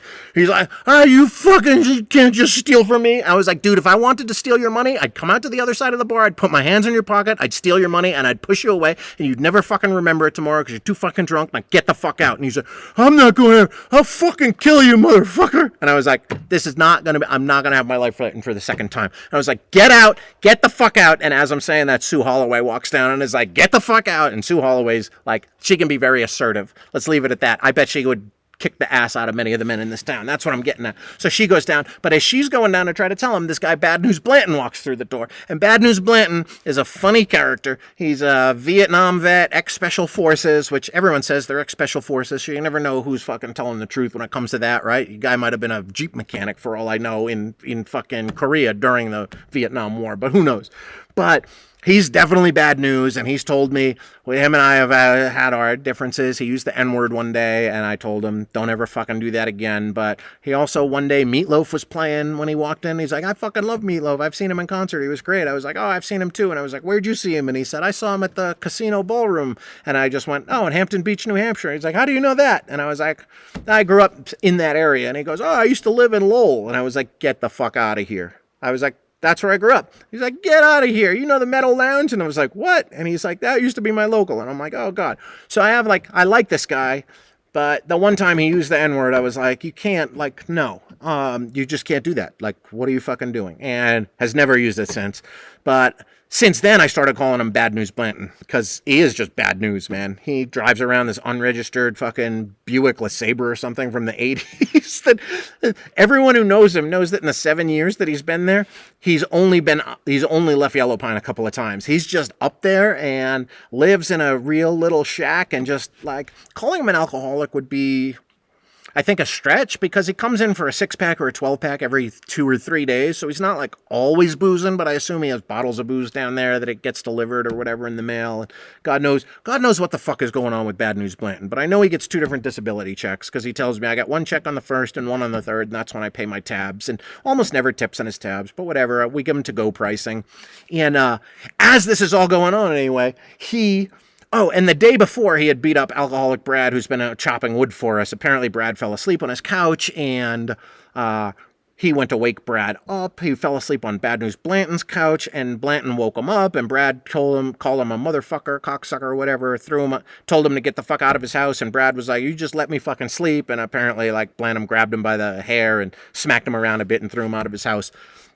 Which is the only, still secondhand, but the only piece of violence I've heard about him committing since I've been in Yellow Pine. But this guy's a pretty rough-looking character, so I would assume that he probably gotten quite the amount of fistfights when he was younger. He's like 67 years old now, but still long beard, fucking just craggly-looking motherfucker. Just looks like trouble. That's why I call him Bad News Blanton.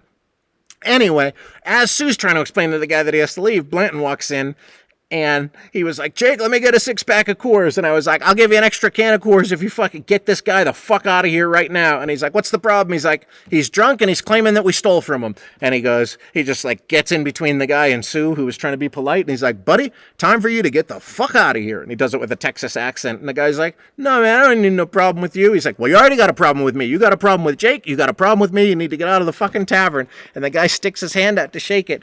And he goes, Jim says, Blanton The only way you're going to touch one of my hands is when they're punching you in the fucking face. And I go, oh, you think you're a big tough guy or something like that. And Blanton just fucking grabbed him by the throat, basically threw him out of the bar. And Sue was trying to, like, struggling with them to not fight. And I'm like, this is fucking great. And it's like, you know the stories where someone picks someone up by the throat and throws them out of the bar? You know no one's actually picked someone up by their throat, but that's basically what happened. And Blanton got him out and then just came back in literally like 10 seconds later. It's like, I don't think that guy's ever going to give you any trouble again, Jake. Give me the 6-pack and the extra can of Coors. And I was like, here you go. And I wrote the 6-pack down in his tab. And then I was like, the Coors is on me. And he was like, all right, no problem, buddy. Always nice doing business with you. Give me a buzz if you need anything else, if there's any more trouble. And just walks back out the door as calm as could be. And I was like, oh man. And I was like, Jesus Christ. And then of course all the customers in there were like, is this place always like this on Saturday nights? But it's still only like 7:30 or something. And I'm like, it is not always like this. And I'm like, oh Christ, like, I just don't want any more fucking hassle. And by that point, I look outside, like everything's pretty much calmed down. So I'm like, all right, I guess everything's back to normal. But then, guess who comes walking back in? But Ryan. This is like 3 hours later, something like 9 or 10 o'clock. Ryan comes back into the bar. I see the door open. I look, and he comes walking up to the bar, and he's got Mr. Lanham behind him. Mr. Lanham is the bad boy, cowboy, lived in that town his whole life, fucking owns the hunting outfitter company, the hunting tour guide thing that his father and his daddy owned before that. And Mr. Blanham's a real shit kicker redneck, rides his horse to the bar, and I yells my name, and I have to come out and fucking give him beer while he's on the horse, and flies the Trump flag. And just people say Mr. Lanham's one of the toughest son of bitches ever in fucking Yellow Pine, you know. And I bet, you know, he's got to be in his 60s now. I bet he still fucking kicks some ass. But Mr. Lanham is right behind him, and he walks up to the bar, and he just puts a free drink chip down on the bar.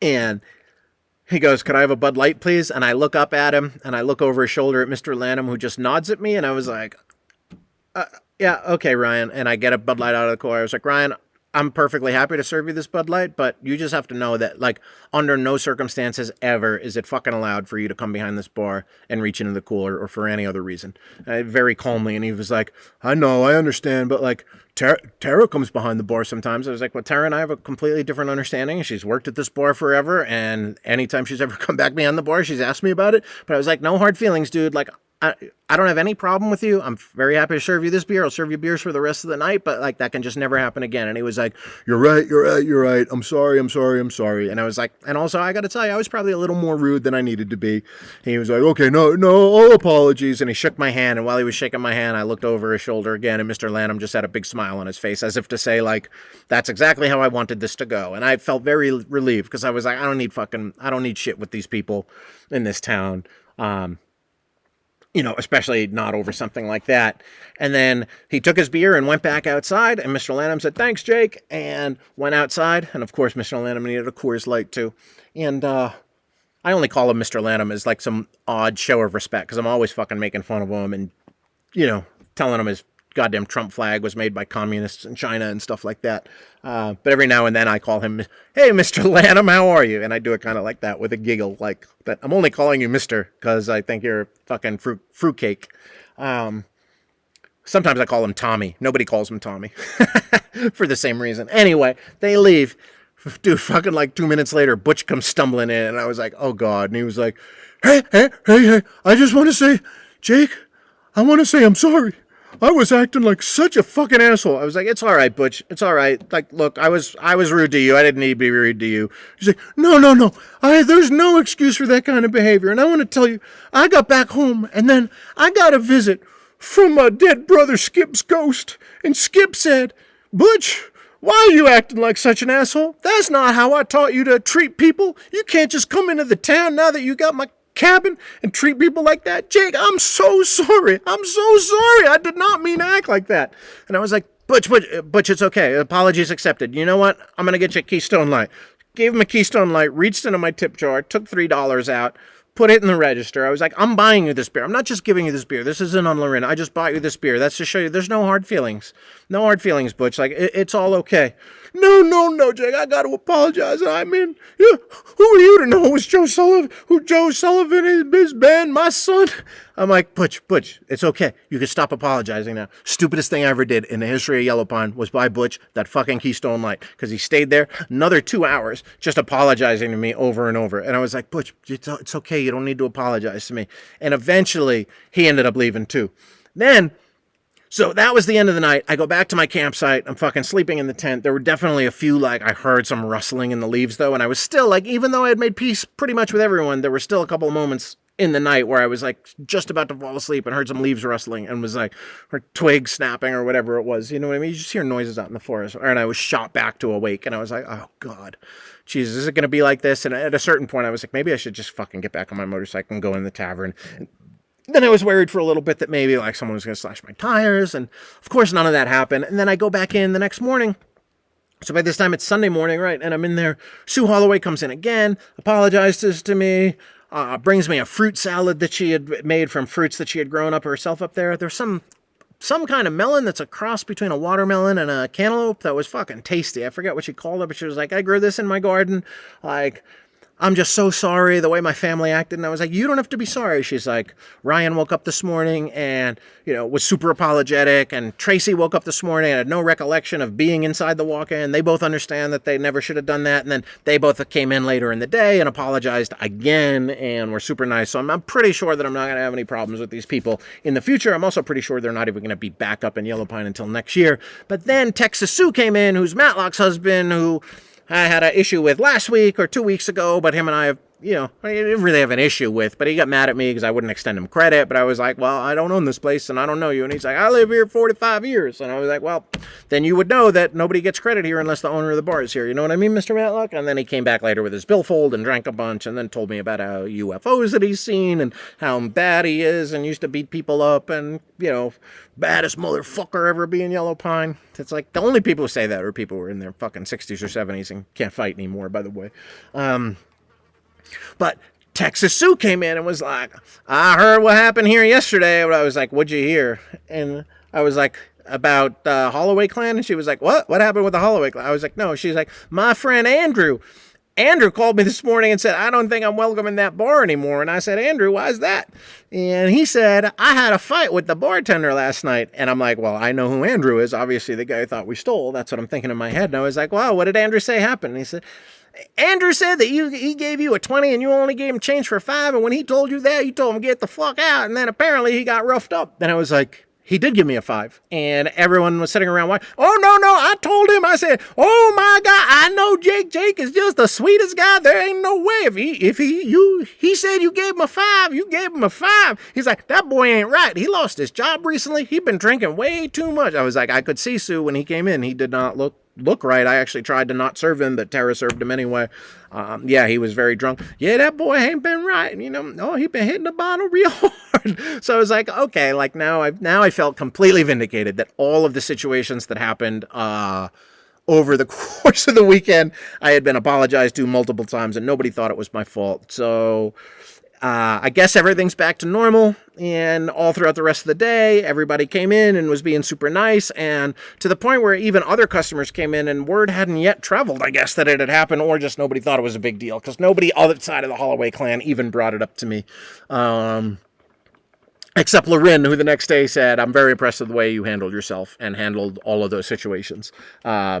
You lost your temper, but you kept your cool at the same time, and that's fucking great. And you did exactly what I would have wanted you to do. And yeah, you're here to fucking protect my bar, and people aren't allowed to come behind the bar. And I was like, all right. So she told me that at breakfast on Sunday, and we shared a nice hug, me and Miss Lorin, and yeah, it was fucking great. So all's well that ends well, but man, that was fucking hairy for a while. And even by the end of the night, though, I was mostly laughing about it, even though I was a little scared to sleep at my campsite. But by Sunday, and then again yesterday, just laughing my ass off. But I'm like, I guess that's what happens, right? When you're the only fucking guy in the bar, and you're the bartender and the dishwasher and the cook and the waiter and the DJ and also the bouncer, you got to put up with all those fucking issues.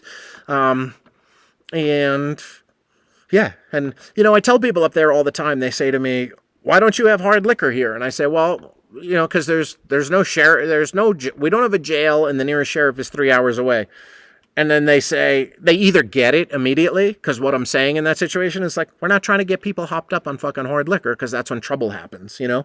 But sometimes they're like, well, you could just do whatever you want then. You get away with whatever you want. And I'm like, well, you're missing the point, bro. We don't want to serve them hard liquor. You know what I mean? I don't want to fucking deal with people that are that drunk. Dealing with people who are just beer drunk is hard enough. And God knows if they're doing shots of Fireball and whatnot outside. Like, I would assume some of them are. But it's just like, yeah, man, we don't want to be serving fucking hard liquor up here. But also, it's hard to remember that, like, the nearest sheriff is 3 hours away. Like, I guess if some real bedlam broke out, the sheriff probably has a helicopter they could take. Like, if there was a murder or something like that, or if there was actually gunshots or something going on. But, like, I don't want to have to figure that out. But also, it leaves you feeling, like, very much at a disadvantage because you're like, well, it could be completely lawless out here. But everything I've experienced so far is, like, almost to a T, everybody's cool. Like, nobody's really up there to cause trouble. But it does make you wary and scared sometimes, you know, that, like, if anything actually did go down, like, you want the police. There ain't no police coming. Which is why I guess it's good that most of the people in the town have a gun. Am I going to get a gun? Fuck no. I'm still at the fuck no phase. Because I already said it, because of fucking million reasons. There's no fucking need to have a gun. But that said, I wouldn't have minded having one in my tent. But even then, what was I going to sleep with the fucking gun on my chest? I'm already worried enough that, like, with this bear spray, I sleep with that right next to me, and I'm worried enough that I might roll over in the middle of the night, have a dream about a bear, and end up filling my whole fucking tent with bear mace. If so, I should set up my GoPro with like a night vision cam inside my tent just in case that ever happens. It'd be fucking hilarious. Also, shit, I usually set up my tent right by the like embankment that goes down to the Salmon River. And the campsite I had last week and this week, I set it up pretty close to the point where I was like, man, if I fucking tripped getting out of my tent, I might fall head first down this rock embankment and end up in the river. But how good would that be? You're like, coming out of the tent, bear mace all in your eyes. You can fucking run just down into the river. Just float away, probably to my death. So probably wouldn't be that funny. So I'm going to do my best not to let off my bear spray, not to shoot my own dick off like Cheddar Bob.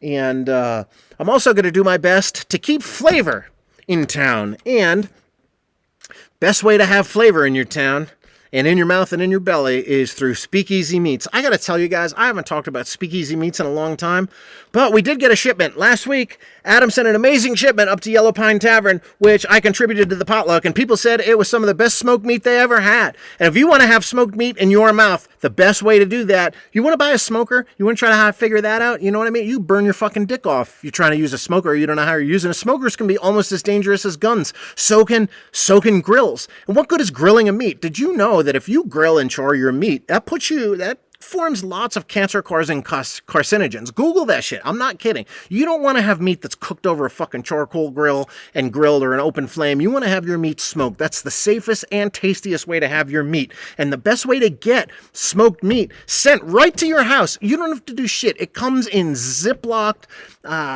vacuum-sealed packages on dry ice packs, whatever you want to call it. Dry ice. Yeah, you open that box, it's going to be dry ice. It's going to feel like you're at a Spinal Tap concert.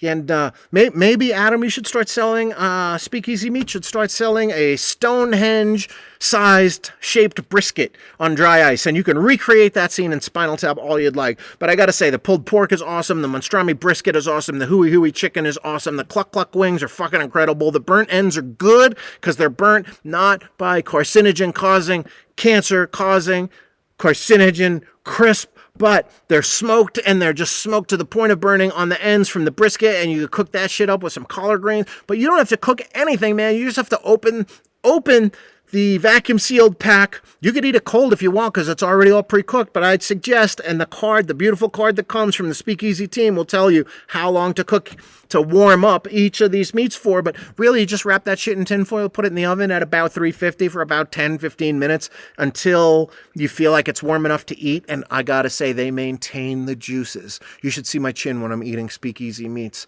It's like, I feel like the beef Dracula, when I have beef juices running down my chin, and I'm like, oh, it is my pleasure to eat your smoked meat. You got to go to speakeasymeats.com, use the discount code Jakey, that's Jakey, and what better way to warm your belly? I got to say, I did some advertising for this for 4th of July.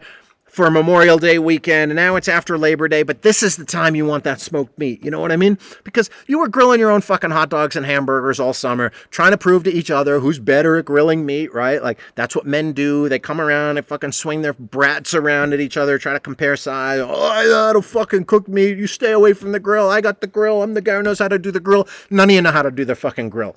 You know that? For real. None of you know how to do it. I've been to enough fucking barbecues where every guy thinks that he's the best meat smoker, and if you're out there and you think you are and your name's not Adam Bauer and you don't run the Speakeasy Meats Company, I guarantee you're no fucking good at it. You probably make dry burgers and you probably make blistered fucking hot dogs, and nobody wants to eat that shit, but they're too polite to tell you that because you invited them to your backyard and you let them drink your fucking Milwaukee's Best or whatever shit beer you had out there. I gotta tell you, leave the work to the professionals. Just order a big package of meats from speakeasymeats.com. Use your discount code Jakey. I think it's like 50% off, probably a little less. But you're going to get a big savings. I don't remember if it's 25% or 30% off, but it's a big fucking savings. And this shit just comes. You don't have to tell your friends that you didn't smoke it either. You can say like, oh, come over for this. But you don't need a grill. You don't need a smoker. You can do it all year round. You can have incredible smoked meats without standing out in the cold until your brat gets fucking shriveled up to beyond all recognition. All you got to do is put it in your own oven. You can put it in a toaster oven if you want. That's what I do sometimes with my Speakeasy Meats packages. Maybe I'm going to have to get Mushroom Steve to record a testimonial, because you should have seen how deep he was digging in to the Speakeasy Meats on the table this weekend at the potluck dinner. I hope Butch didn't have any. Anyway, as much as I apologize to Butch, like, fuck that guy. He's a fucking dick. But he's only a dick because his apology went on for so fucking long. But I'm going to be super nice to him next time he comes in. And, like, I'm fucking nice to everybody at the Yellow Pine Tavern.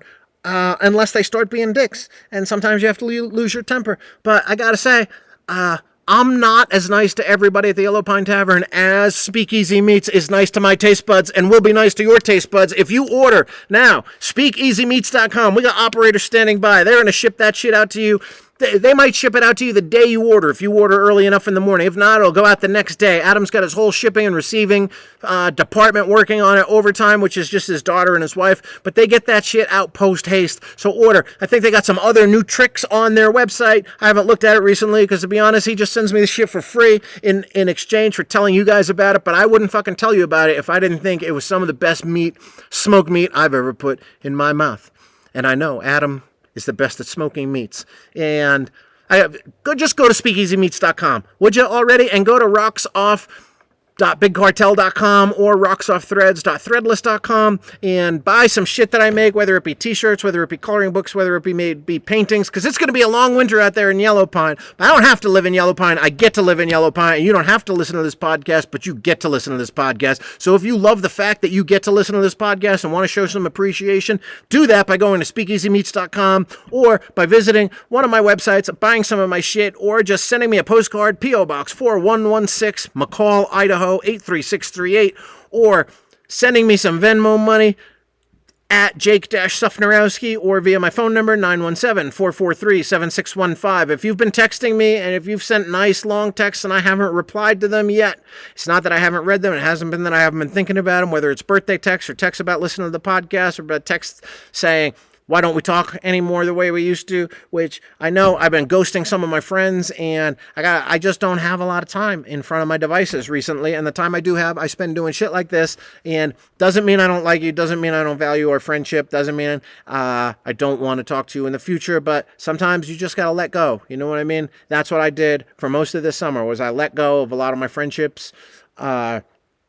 And if I come back to them, it means they were mine, all that kind of shit, right? Anyways, but I've been responding to mail because that's something I can do during slow times at the tavern. I gotta be honest, during slow times at the tavern, I'm not trying to like scroll back through old text threads. Don't look back. You can never look back. I've been looking forward, but I've been sending out postcards to people who send me postcards and to people who haven't sent me postcards.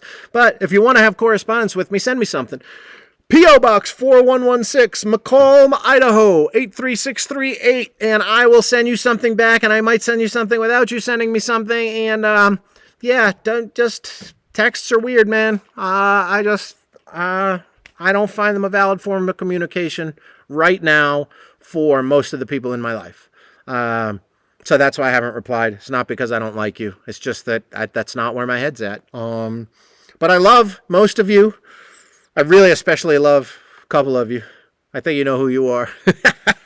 And I think my friends love me too, and I'm so fucking lucky, and I appreciate all the birthday wishes, even the ones that came on Facebook. I'm still not sure why you people are on Facebook, but I still show up there every now and then myself to check in, and I just get overwhelmed with fucking alerts and notifications about shit that, how do I even get notifications about this shit? What a useless fucking platform that is for the most part, right?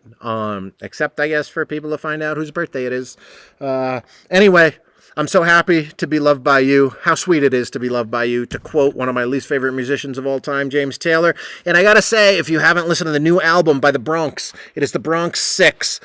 Came out last week. Fucking incredible album if you like heavy music. Lots of hard rock and roll, lots of punk, lots of hardcore. Really fucking incredible. I didn't really like their fifth album, the one that they did 2 years ago. It just never really captured me. It just didn't feel like it captured them either. It just didn't feel like it was their thing. Maybe I'm wrong. Maybe I got to go back and listen to it again. But the Bronx 6 is fucking fantastic, so I'd highly encourage anyone to listen to it. That's the album of the week this week. Anyways, I'll be back at a certain point to talk about Ishmael and probably my Ishmael, and going to Boise this week. In part of my more traveling and not staying in one place, I'm going to have a little birthday dinner tomorrow with K-Maz and Rita and Charlie and maybe a couple more friends in my life who would like to celebrate my birthday with me, who are hanging around Boise, because I've been making friends down there and it's kind of cool. It's just nice to have people that I know are within a couple hours drive who like me as much as I like them. That's what I'm getting at. And so I'm going to go to Boise, then I'm going to go back up to Yellow Pine, then I'm going to come back to McCall, and I'm going to be all around. And I will check in with you guys next week, provided that I don't get murdered at my campsite by a disgruntled customer. And with that, I am out saying peace, God bless, keep your feet on the ground, keep reaching for the stars, and don't worry about being terrified. Get out of your comfort zone, man. Do something this week that gets out of your comfort zone, right? If it takes me being your Tyler Durden telling you to go out and get in a fight, do not get in a fight. Do not get in a fist fight if you can avoid it, but do something outside of your own comfort zone. Get in a fist fight with your own comfort zone and do something cool, and you will be blessed. I'm sure of it. Inshallah.